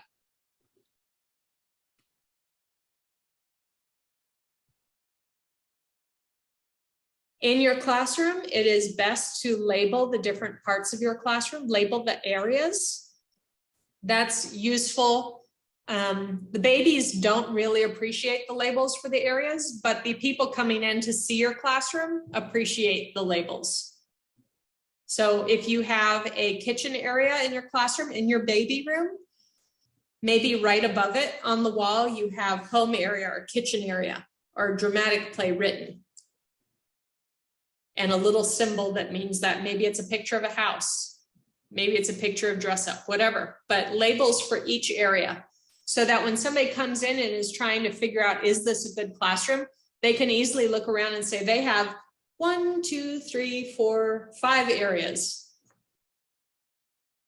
And when you get older children, like the young toddlers and the toddlers, they can start associating these labels with the different parts of the classroom, and it also helps tie in literacy and writing. For storage and labeling, there are various and sundry ways you can do. We talked about, rather than using really big containers with lots of stuff, using smaller containers with less stuff. So for example, looking at this, it looks like there's a basket full of cars. Cars are a fine material to use. If you put this in a young toddler classroom, you would have 500 cars on the carpet. So instead, it would be better to get a couple smaller containers. Maybe you could put them up here, like 2 of them, and have maybe 5 cars or 10 cars in each. You don't need 500 cars. Plus, when they break, you'll have backups. You can see here some construction materials. The toddlers are not going to stack it up in there for you like that. Have less materials. So be aware of it. Here you can see they used a variety of containers to hold the materials. That is perfectly fine and sometimes even better because the kids get the different textures out of it. All clear containers are fine too. Whatever you have that you can keep clean and organized is fine. Next is making sure you label where it goes. Okay, so each of these, you'll see the basket has the label on it and then the label here. This one doesn't have a basket. So instead the label is just on the shelf where it belongs. You can also, like here's a kitchen area that they have a pegboard with hooks, and they just made an outline and painted it in where everything goes, a yellow outline. So the kids know, oh, and it's a matching game that way, right? I wonder which one of these fits this yellow pot, and they can hang it up. Here you can see they use the actual object as a label. So this has crayons in this basket, and they just took a crayon and they glued it to the front of the basket. So kids know where it goes. Here's an art area that I would say is for 2 years old and up, just based on the scissors there and the liquid glue. So there are some choking hazards in here, and you need to be aware of such things and not just put out choking hazards willy-nilly. If you have anything you're using with them that is a choking hazard, it's only used when you're sitting with them and not accessible all the time. Here's an example of the plastic containers with blocks. So they just made the outline of the material on the container and on the shelf.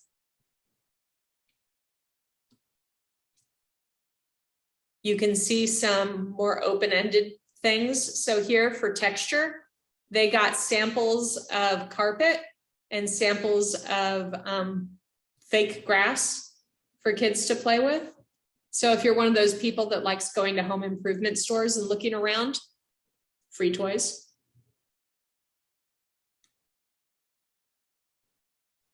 Here's one that the child helped with the label.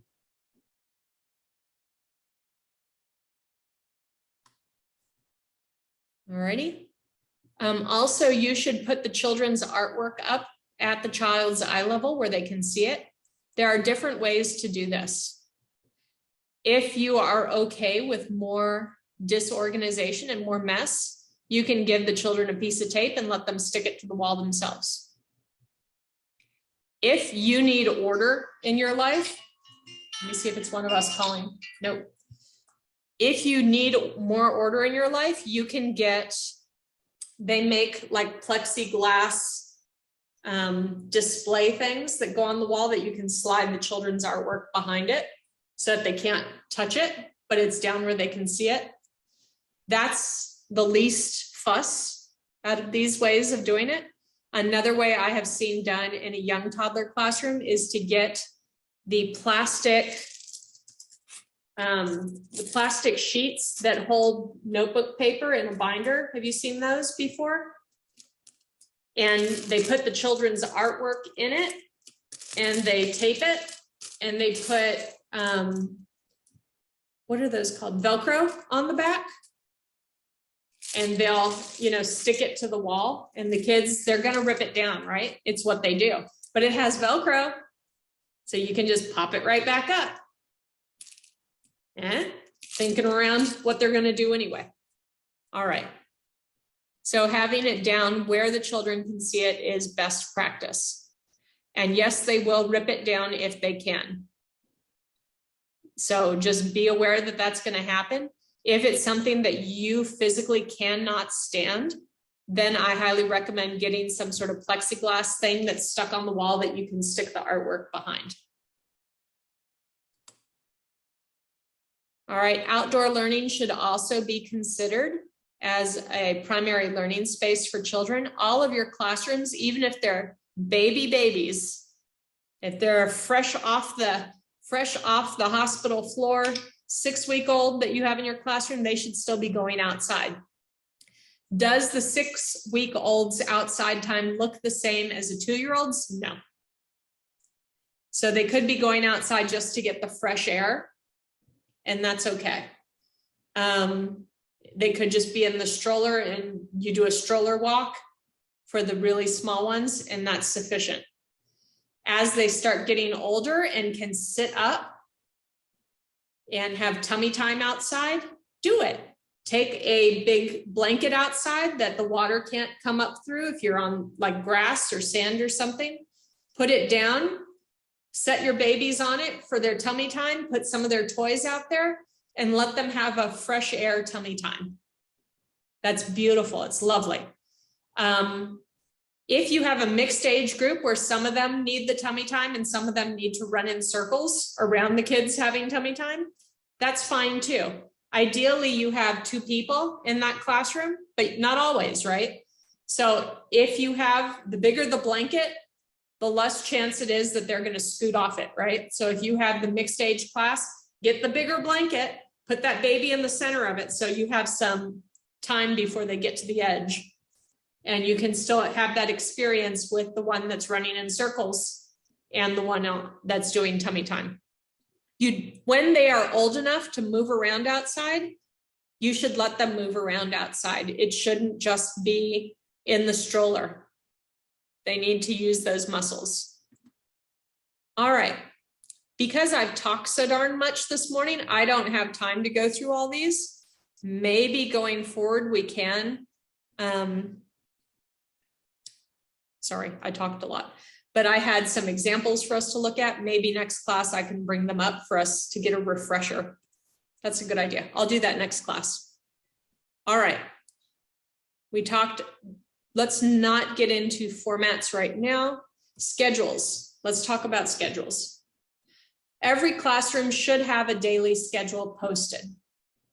I don't care what age group you're in, you should have a daily schedule posted. Now, if you are with infants, there are still general times of the day that things happen. So you'll have an arrival time, right? And it's usually maybe the arrival time is an hour and a half, whatever, it's an arrival time. After that, maybe you have breakfast. And not all the babies are eating breakfast at the same time. That's okay. It can still be your breakfast time. Then maybe you have a free choice time inside where the babies are playing on doing tummy time and stuff. So you can still do a general schedule and let families know that it is individualized, that if a baby needs to eat, they are fed. If they need changing, they are changed.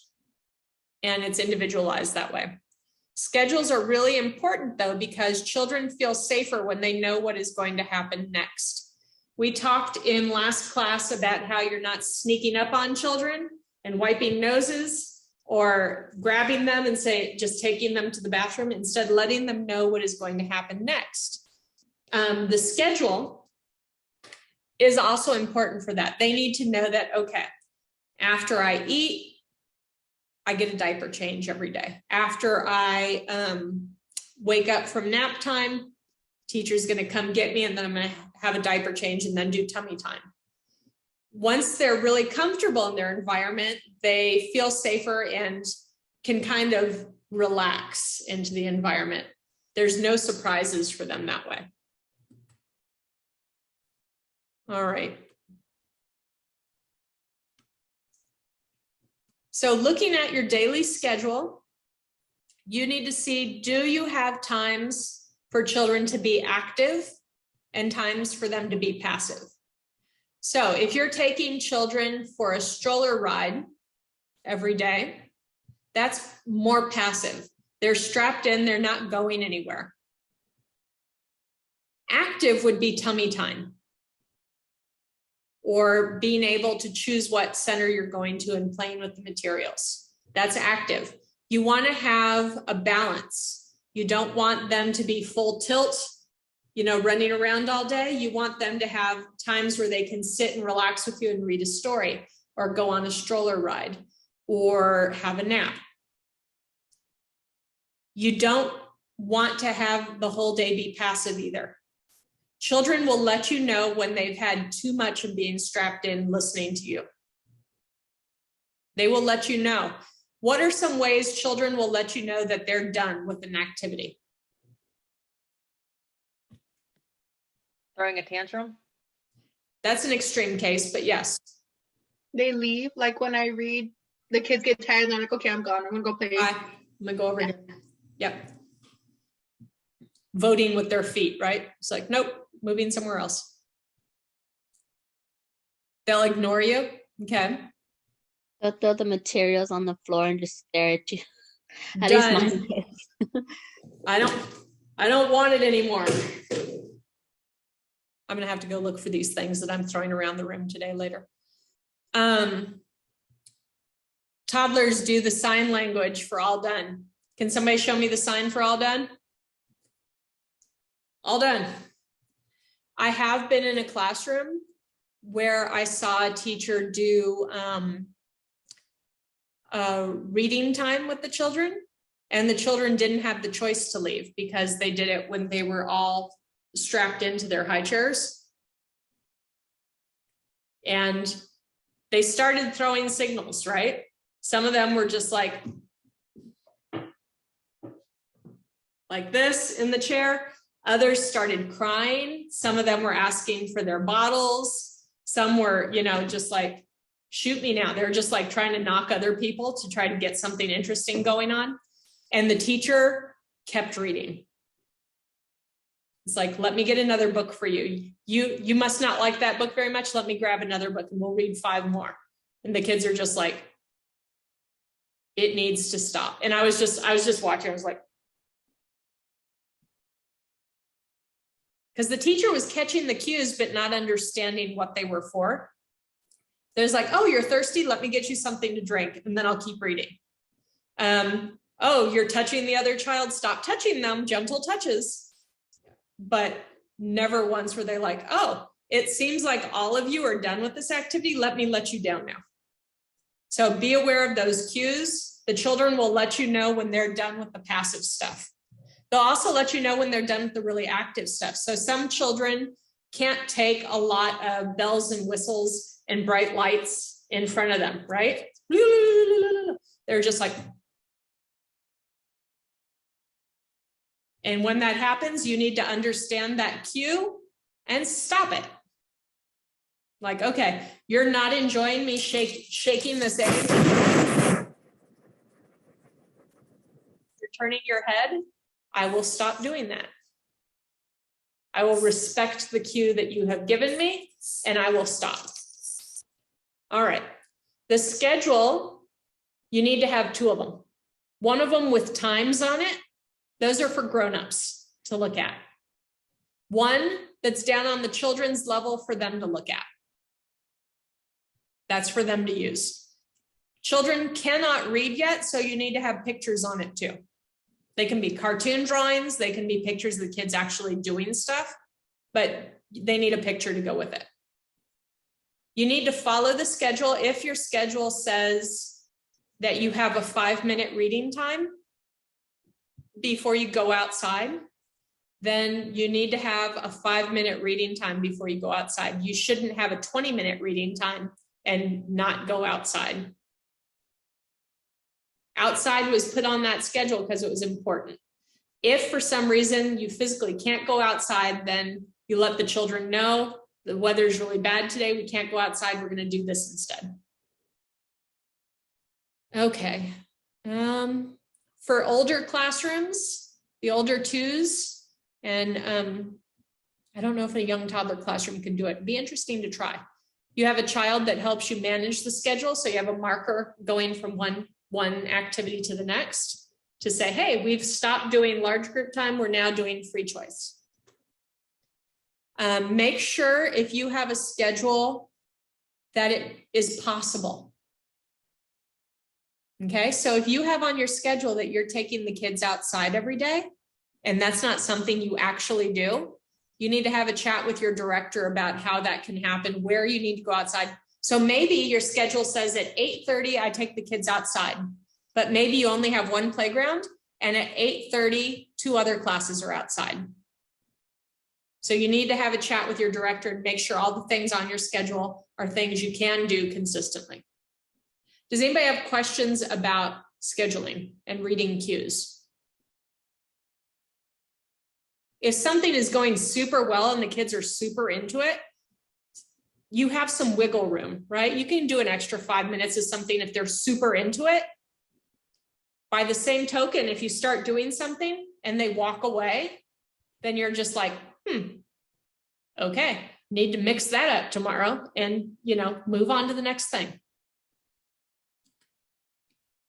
Routines and, did you have something, Alicia? No, okay. Routines and procedures. So a routine is something that you do regularly in your classroom, like brushing teeth, like eating, like diaper changing. What is another routine? Could be pickup time, depends on your classroom. Cleanup time is a routine. Procedures are how you do something. So I bet you have a procedure that you use every day. Maybe it's a procedure for how I get to work every day. From wake up to get in the bus, get in the car, whatever. To get from point A to point B, this is my procedure. An example is a procedure for brushing teeth. So here you see how you brush your teeth on a procedure card. What is a procedure that you might have posted in your classroom for something children normally do?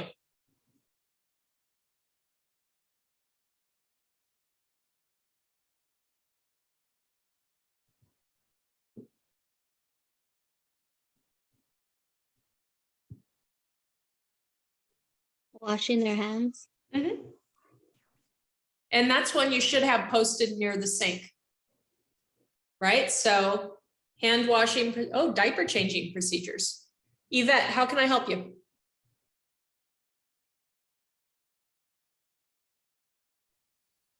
Oh, okay. My question was, it's because, well, it was from like when you said something about the playground. Mm-hmm. So you're talking about the little babies that can't really move, and then you're talking about the ones that they can move. The ones in between, how do you manage them? Because, So the crawlers? yeah, I have, we have like two crawlers. One is very active. The other one is somewhat there, but the active one wants to go with the big kids. Yeah. And I More don't know. exciting. Yeah, and what worries me is that he's always he's in that stage of trying to explore everything with his mouth. So when we're outside, there's rocks, the grass, and it's sometimes overwhelming. So I want to know, like, how can I manage the outside with the three different type of kids? With the crawlers, I hate answering it depends. I hate it. I'm sorry. I have seen teachers get around it by, let's say you have a sand area outside. Just for example, let's say you have a sand area. You would put your blanket next to the sand area for the ones that can't move yet, on there. And then your crawlers, maybe you have them, you've taken their socks and shoes off and they're sitting next to you in the sand area. And then you have the runner that's like running around with a ball or something, right? And the ones that are sitting in the sand are sometimes patting the sand, sometimes trying to stick it in their mouth, and you're just there, intervening with the hands, trying to keep the leaves and everything out, because it is an issue, right? Once they're a pretty competent crawler, the putting every single thing in their mouth starts to calm down a bit. But at the very beginning of it, it's just like, ooh. And so you have to be right next to those crawlers. Ideally, you have a part of your playground that you can like brush free of leaves and such, maybe in the morning or something like that, or have somebody else, maybe have the 4-year-old class that goes out first, brush down a part of the playground for you with their brooms. That's like part of their routine to make it baby friendly. So you can kind of cordon off an area and just keep bringing them back to the center and putting materials they can use in the center. Right. Okay. Walls, maybe some push toys, maybe those 3-liter water bottles filled up with fun stuff. Because we do have, we made a corner area and we put carpet and stuff like that. But of course, the Nature happens. They start like wanting to like walk against the little gate that we have, and they start knocking it down. So it was pretty challenging. It keeps us busy, I guess. Keeps you out of mischief. Get you problem solving. Yeah. Okay. So apparently I bit off more than I could chew on trying to share all this stuff with you today. I apologize for that. Let me, because I understand it's 12. I apologize. If you absolutely have to go right now, goodbye. I will see you again, but you still have your writing assignment. I'm going to get into the writing assignment right now. It will be recorded and I'll send it out to you if you absolutely have to leave right now. And you can use the recording to see how to do your writing assignment. All right. So right now I understand we're in optional time. I will get into the writing assignment right now. If you have to leave, watch the video, how to do the writing assignment. All right. So we'll pick up on this next week. Let me pull up the writing assignment stuff.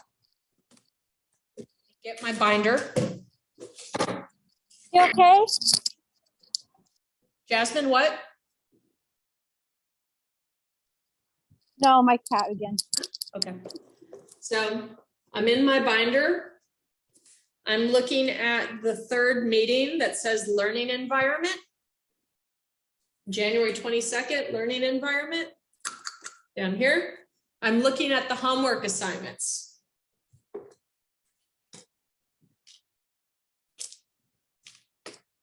The first assignment is read your learning environment chapter.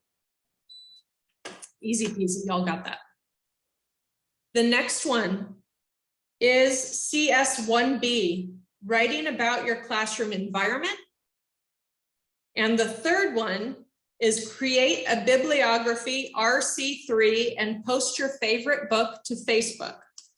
I'm now going to turn pages to find CS1B and RC3. I'm going to turn pages.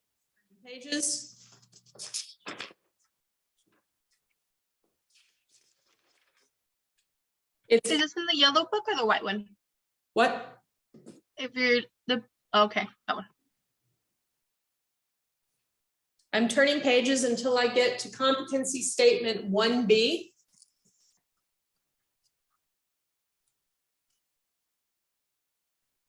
Focus enough, can you see it, Lydia? So that's one of the pages we're doing, CS1B. The next page in this binder should be the bibliography. It is, and it's turned sideways, formatted sideways. This is the bibliography.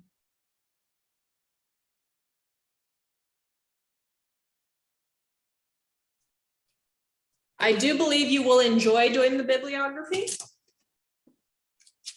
It is, I'm going to talk about it first because it's very straightforward.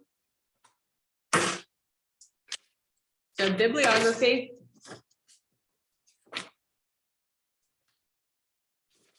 It says title, author, publisher, copyright, and summary. So for the bibliography, if you want more information about it, let me find it in the yellow book to describe it to you.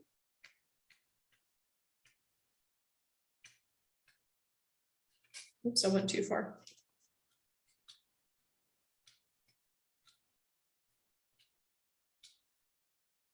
It's on page 15 in this yellow book. So on this page, if you're gonna do it later, right? You're not gonna do this with me right now. If you do it later, I highly recommend like you make yourself a note, maybe up here, it's on page 15 in the yellow book. Page 15.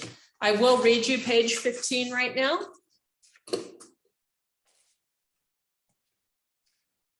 It's RC3. It says a bibliography includes the title, which is on the sheet, the author of the book, the publisher's name, the copyright dates, and short summaries. Okay, a short summary is you actually have to read the book and then write a couple sentences about what is this book about. Okay, it doesn't need to be, look at the space you have there. You don't have a lot of space. Okay, so don't get all Hermione Granger from Harry Potter and try to write a book report on each of these. It's only a couple sentences, all right? And the books that you choose are not Harry Potter. We're choosing things that are developmentally appropriate for your classroom. So, How many books do we need to, yes, Yvette? how many books do we do? There are 10 boxes to fill out on here. Okay, so 10 books. Mm-hmm. Here is an example of a book. The title, Un día ocupado del bebé. The author, here is on the front. And sometimes you don't get all this information, so you might just want to Google the book and see it on Amazon, and it'll be on there, okay? And Amazon will also tell you the publisher if you can't find the publisher. It's a good cheat way to do it. Copyright, also, if you can't find it on the book when it was made, then you can find that in Amazon. And the summary, sometimes you can look at the Amazon summary and put that in your own words too. Okay, so ways to get around it a bit. Yes. The books, do they have to be developmental towards you or the students, or does it have to be both? Your babies and toddlers, they need to be appropriate for them. So if I have one like, I don't know if you've read it, but it says Brown Bear, Brown Bear. Mm-hmm, that's appropriate. Would that one be okay? Because that one has like the colors, animals. That's a classic. Yeah. All right, so let's say you're doing Brown Bear, Brown Bear. You write a couple sentences about brown bear.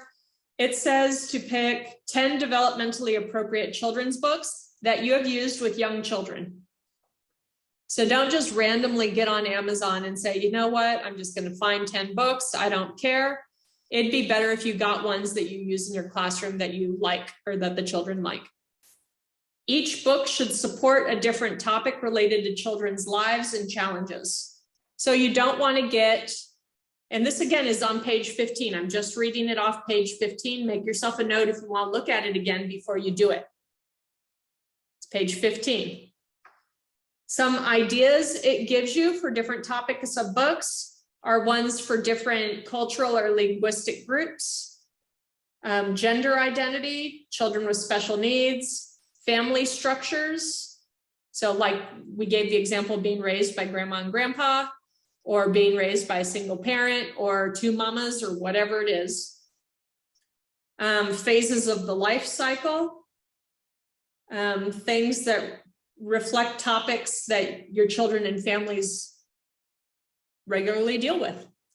Going to the grocery shop, going to a birthday party, having a baby sister or brother. I know you have 10 books that you read with your children. I'm not thinking this is going to be difficult for you. Do not put 10 color books. So mix it up, all right? Don't have 10 books about learning fruit. Mix it up, okay? Even though we all love a good book about learning fruit. All right, that is your bibliography. You're going to write those on that page. You're going to take a picture of the front, take a picture of the back, and that get. All right. I can talk. I know I can. All right, you're going to do the bibliography. Can somebody please look again on this front sheet, the one that we always look at to see what our homework is, and tell me how I know that you've done your bibliography. Are you emailing me the bibliography? What's happening? How am I going to know you did it and give you credit? Post it to Facebook. You're not posting the bibliography to Facebook. Very close though. Oh, favorite book to Facebook. Yeah. So you do your bibliography, then pick one of the books that you like the best. Like show like a picture of it maybe. Or you could grab the image off of Google or something, right? I'm sure you could find a brown bear picture on Google very easily. And then just say, hey, this is my favorite book. I'm in an infant classroom. The kids love this. You could write about it if you want. You don't have to. I want to know that that is your indicator to me that you have done your bibliography. I highly recommend you wait to turn it into Facebook after you've done your bibliography. Don't just, because if you go ahead and post it to Facebook first before you do it, you're going to forget to do it. But if you do it at the end, you're like, oh, and to end it, to turn it in, I'm going to share this one book I really like. Okay, so that is the bibliography. Now let's talk about CS1B, writing about your classroom environment.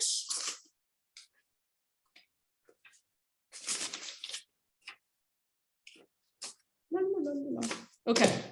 Lillian, Yes. I did want to ask you because I know I've just been turning in my CSIs, but for the past the last two Zooms we did have the sketch of my classroom. I just started physically being in the classroom yesterday. So Okay. I know that was due yesterday, but I haven't been in one classroom or in classroom in general. So is that okay if I turn it all in this next homework due date? Yes, That's do what you okay? got to do. Okay, alrighty.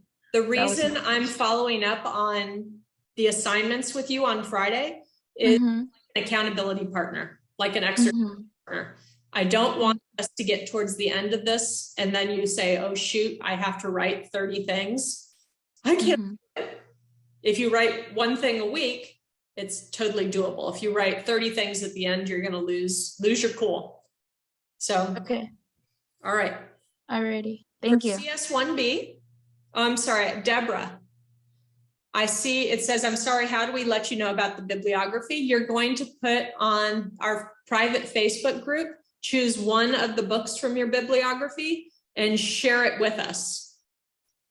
Take a picture of it. You could pull a picture off the internet about it and put that in Facebook and say, hey, this is the book that I like the best for my classroom.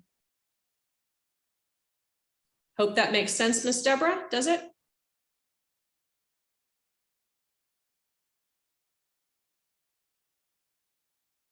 Yoo-hoo. Okay. Next, we have CS1B. I have turned to that page.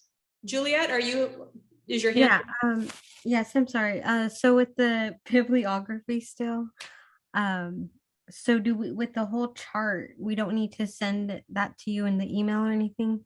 I'm Just taking keep it your in the word binder? for it. Okay. Okay. Thank you. Mhm. If you decide that you need assistance, if you're starting to work on the chart and you go, wait, this is crazy. I don't know what's going on. Where am I? What am I doing? Contact me. I'm more than willing to help you out with it.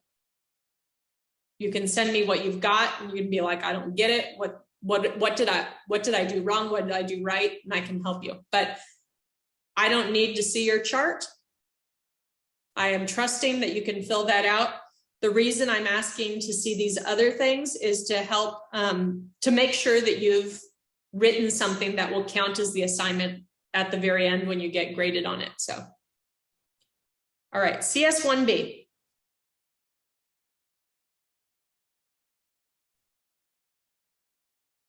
How do you contact me about the class? Sure, I have my telephone number and I have my email.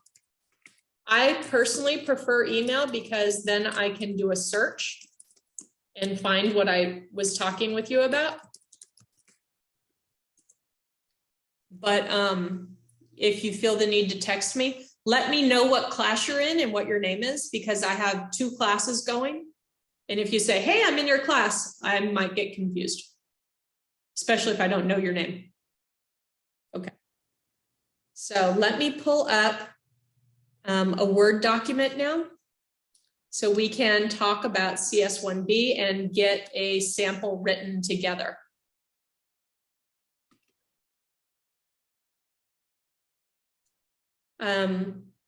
Deborah, that email is also what you're going to use to send me your writing assignments that are due by email.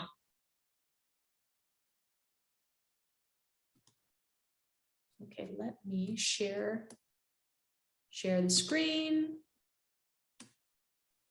Not email, what am I saying email for? Document, Word. All right, so let me start typing in what we are doing. So competency statement 1B, reflect on the room in which your verification visit will occur. That means the classroom that when they come to say, hey, is she actually a teacher and what is she teaching? So it's like your infant toddler classroom. All right, now the question is, how does the room design reflect the way you believe young children learn best if the room was not designed by you? What do you see as its strengths, and or what would you change? Additionally, reflect on and describe similarities and differences between room environments designed for infants as compared to toddlers. Now, why did some of that space out and others did not? Get me to lion, I have no idea. Okay, so we have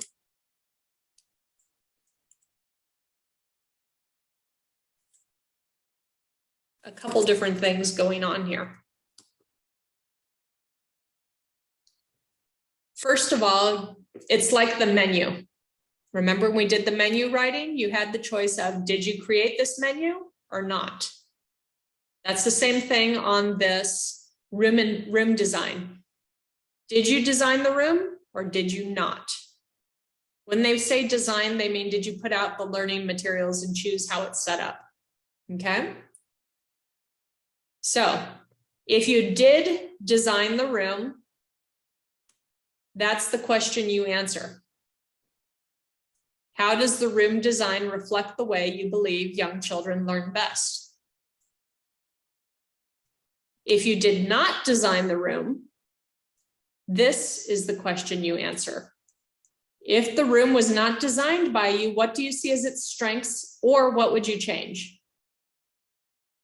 It's the same as the menu. If you created the menu, how did you come up with this idea? What do you like about it? What did you choose? Why did you choose the thing you chose? If you didn't create it, what's good about it? What needs to be changed? Same format. This is the different bit. You have an extra paragraph at the bottom. This is new. You did not do this for the menu assignment. It wants you to tell how an infant and toddler classroom are different.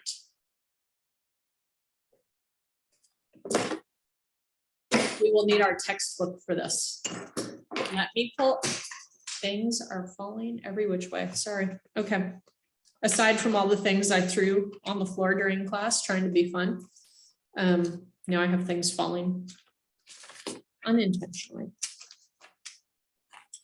I am flipping through my learning environment chapter for the first part. I'm going to assume that a good chunk of you have not designed your classroom.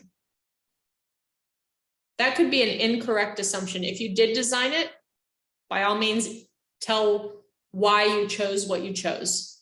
But let's go with this. If it was not designed by you, what are its strengths? Right now, I'm flipping through the learning environment chapter, and I'm going to try to find a page that tells me what I should have in my classroom to set it up. So I'm flipping through.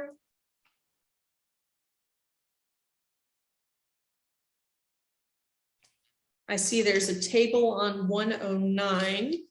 Is that all I'm going to use? Let's see.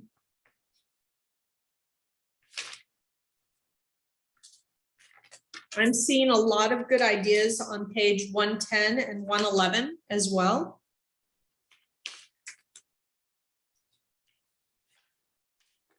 Let's see. And it looks like we get into toddlers.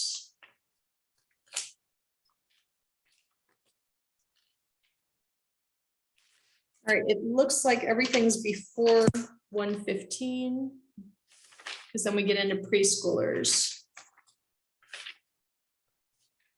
Just make sure, because I don't want to miss anything.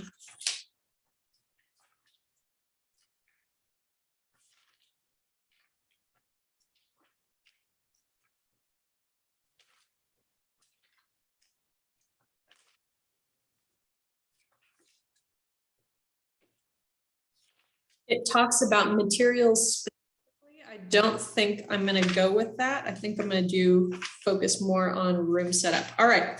What pages were you referring to again? I'm going to put them down here. Okay, thank you. For this one, it looks like page 109 through 114. Woo! Sorry about that. That's a wild trip for y'all.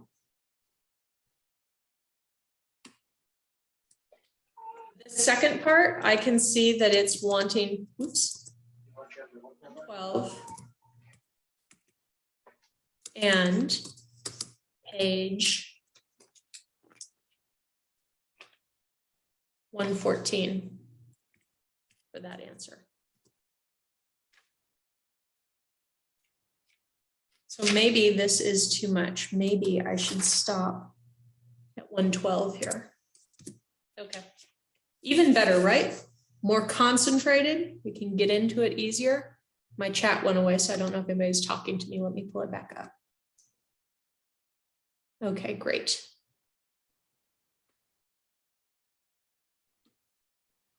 So let's start by just figuring out how we would write this first part. What do you see as its strengths and what would you change?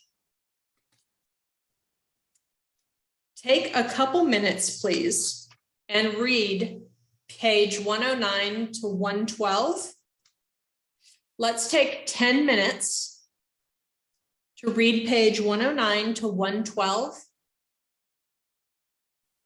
Come up with some ideas for your classroom. So you're looking for a couple things that you think are great about your classroom and a couple things that need to be changed. Take 10 minutes, find a couple things that are great about your classroom and a couple things you would change. Reading pages 109 through 112. It's 4 pages. So on a separate little sheet of paper, make yourself some notes about what is great about your classroom, 2 things only.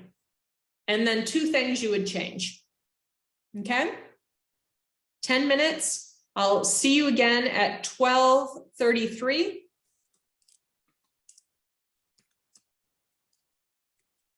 It is essentially 12:33. I think most of you have something collected by now.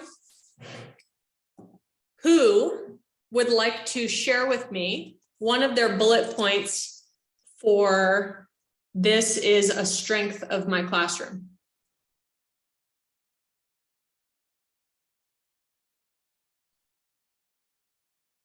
Everybody's like, I mean, if nobody picks one, I'll pick one myself, but. I feel like I talk a lot. So one of the bullet points I have are family. We have lots of family stuff because the kids get very attached and they're still young to me. So when I have a family, we have a board of like all the family pictures. The kids like to sit there and they like to point at other families. They see babies, they love babies. So they're like, oh, baby, or like different like families when they're really sad, they sit there and they have like dolls next to it too. So they tend to hold the doll while looking. Oh. So it's very comforting. That's one thing I really like. That's lovely. Can you tell me what page you found that? So on the book, I believe it's on 109. It talks about displaying family photos. Yeah. All right, so let's see what sort of opening sentence.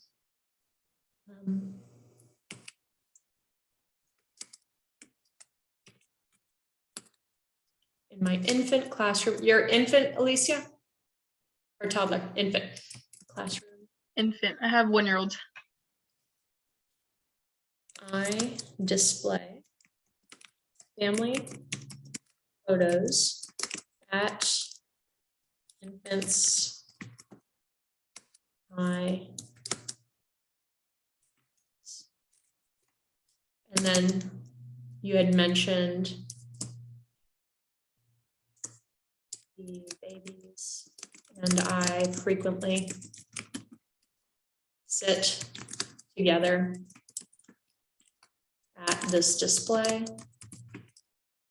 and point out and maybe talk about each other's families. Grammar. Come on now. Oh, okay. I still don't have a starting sentence for this. I feel like I need a starting sentence. My classroom has, or maybe my classroom. It could be like designed by me. Well, because I during so So we have during the summer, we redesign, and then when the school year starts, we redesign. So in the classroom, we kind of set it up for that same reason. I was thinking more that we set it up so we can comfort new students since they move up. So my classroom is set up newly, freshly, maybe just set up each year, each school year, to reflect the new children beginning at the center. Okay. Thank you. So that'll work for that one. If you don't set up your classroom yearly, you could say something like, I did not set up, I did not design my classroom. I am an assistant teacher. Here are some strengths and weaknesses of my classroom. That's something else you could put.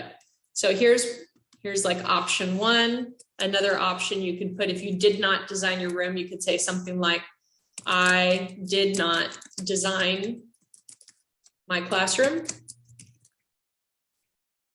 I am an assistant teacher.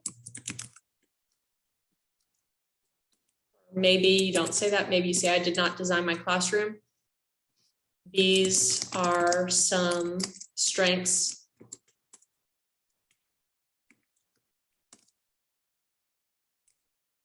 and a couple things I would change about the setup.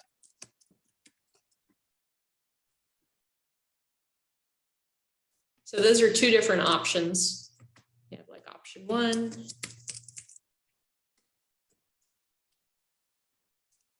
two.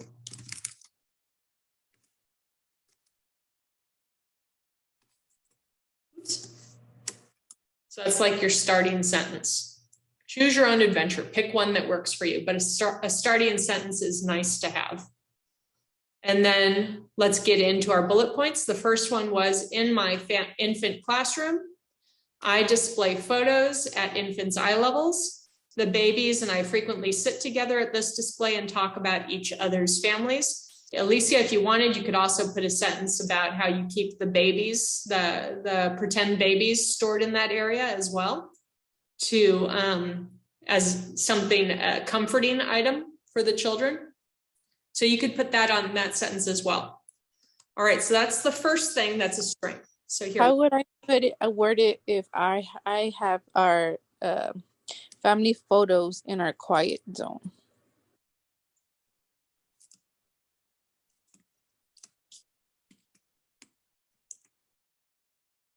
All right, so if you wanted to say it's in your quiet zone, you could put it here, like at the end, in my quiet zone. So you could, oops, probably spell zone correct. That'd be helpful. So you just could put it in there. All right, does anybody else have a suggestion for a strength? The rocking chairs to feed and soothe. All right, and what page did you find the rocking chairs on?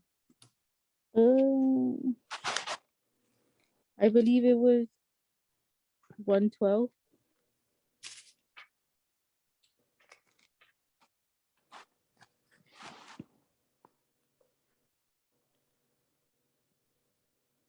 Yep, I see it. All right.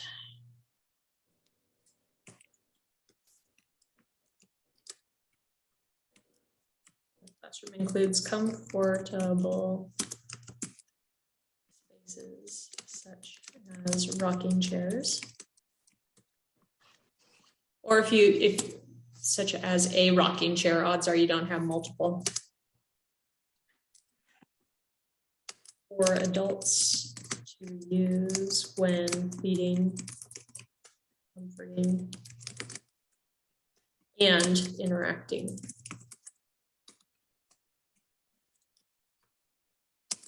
So do you have anything we can say about the rocking chair in your classroom? Is it a place that you cuddle with the children and, build relationships? Is it a place where, Rock them to sleep. say again? We feed and rock them to sleep. Okay. Many babies are rocked to sleep in this comfortable chair. So the thing is, when we're building this writing assignment, we're taking a bullet point from the book, and then we're adding our unique thing on the back of it to like prove that it's something we actually do. So like this first one, this is the part from the book, display it at eye level. And then how Alicia made it unique to her was she told it was in her quiet zone and that they sit together there and chat about families. Amber, the thing that we got straight from the book for yours was this. And then this is the unique part for you. Does this make sense how we're kind of customizing it? We pick something from the book and then we. All right, now let's do the 2 weaknesses. Are 2 things we would change. I picked neutral colors on the wall color. So your classroom right now has bright colors? It's just the blue. But it's like bright? It kind of in the middle. So you would change it to a more neutral color? Is that what you're saying? Yes. Okay. Can you show me where the neutral color, what page it's on? 111. All right. Yep, I see it. My class. So this one, I'm kind of going to switch it up. I'm going to say my classroom is a dark, medium, light blue. What do you think? Medium.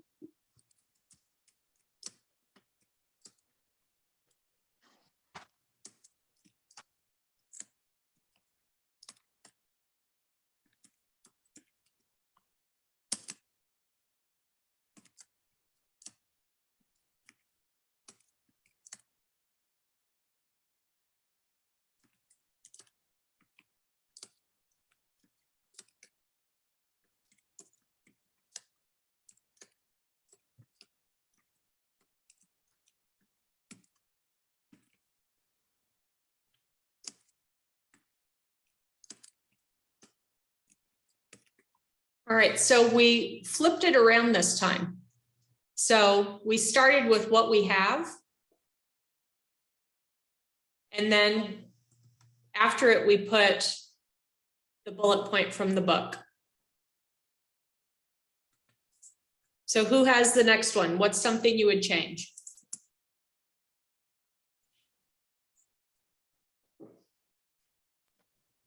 I also chose more natural lighting.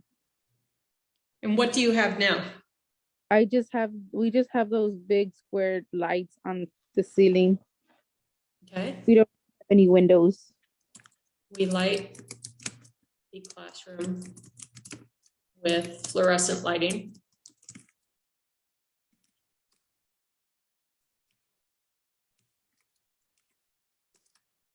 I would prefer.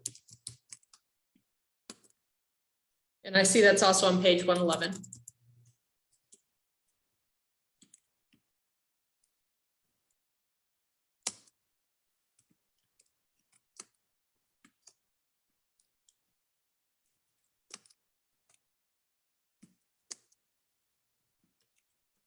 Such as windows or skylights. And why would we prefer that? Let's see.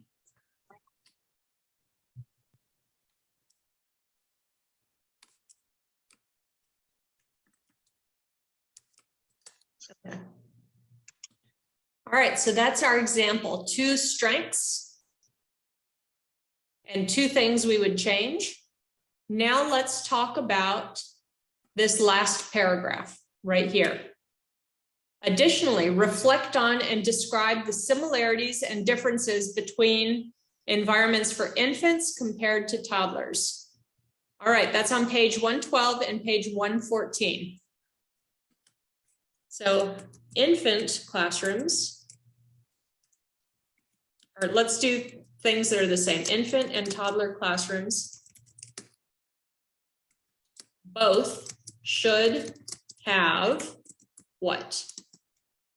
Look on pages 112 and 114. Tell me what both of them should have.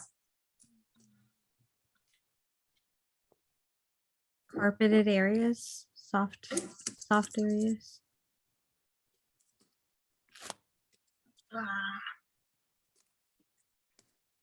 Okay. Anything else? Changing table, like diapering area.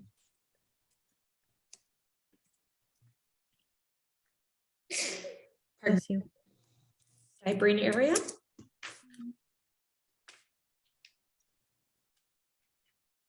Library. Say again? Library. A family communication center. And a safe place for us educators to put our belongings. Oh, yeah.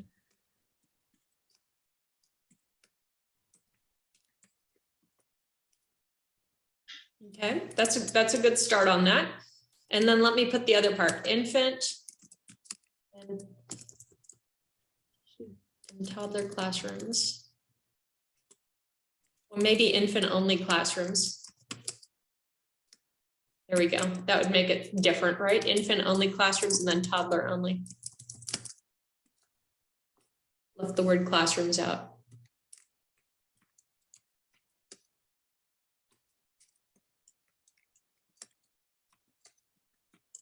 All right, so looking through this, what are some things that are specific to infant only? It's not bullet points. So if you look on page 112, it talks about infant only. It's in those 2 paragraphs.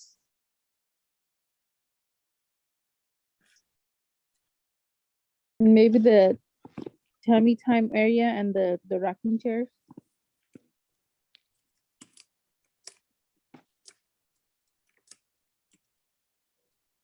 Okay.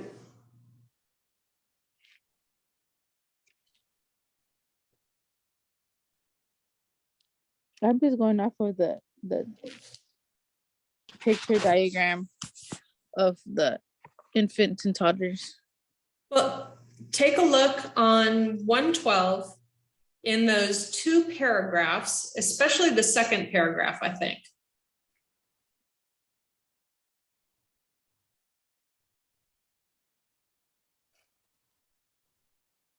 Rounded edges.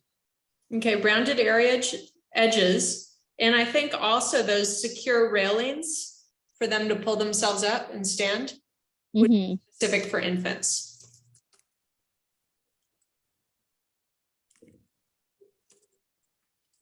Would toddlers be like were they already showing them how to use the restroom? Sure. 1 minute, let me get the railings.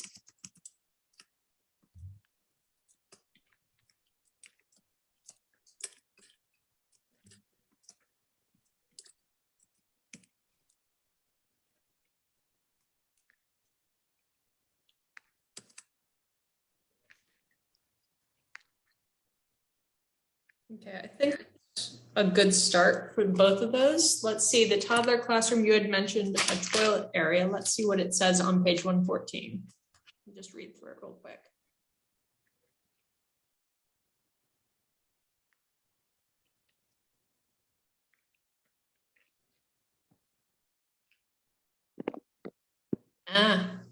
I see something specific in the 4th paragraph.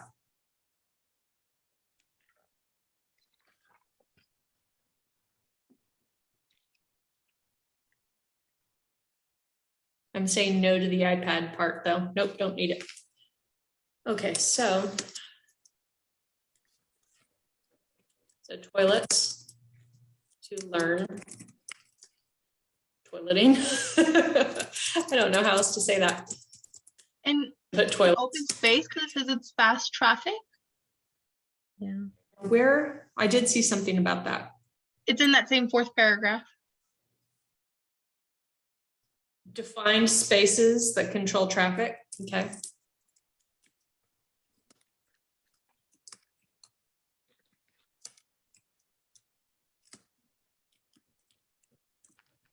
It also talks about tables somewhere in here. Let's see, where is that?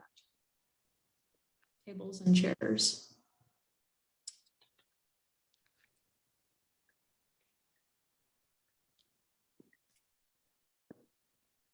Where is it? I didn't imagine it, I don't think. You probably also wouldn't have. Oh, like, second water paragraph. play. What was that, Juliet? Oh, you probably wouldn't have water play in an infant room too. You can. Okay. I've seen it. It's exciting. Is it open, like that they can go to it anytime they want? So the water play table that I've seen in an infant classroom was one that was standing up. It wasn't like on the ground, right? Because they're the tip over hazard at this age. Yeah. It was about 18 inches in the ground in the air.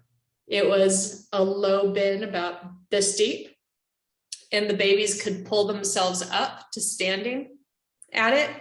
It would have the absorbent carpet underneath it, so it wouldn't be a slipping hazard there. They could pull themselves up and they could reach in and pat at the water. Oh, okay. Okay. Or if there was other things floating in the water, they could pick those up and sample them, taste them. And Yeah, so I could see that Floor. happening. all right, small tables with toddler size chairs for eating, doing activities. Okay. And so this part, let me put what this is. Similarities and differences.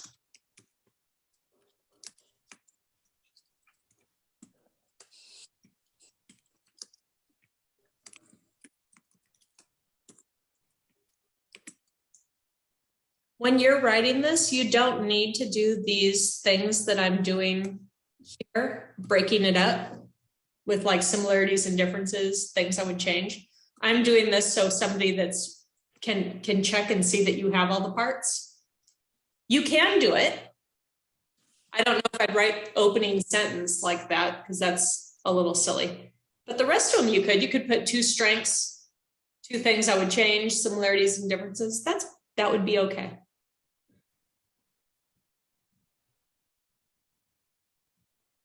And that will do for your CS, is it 1C? 1B. Would it be helpful if I posted this on Facebook? If we post it on Facebook? If I posted this example on Facebook, would that be helpful? Oh yeah.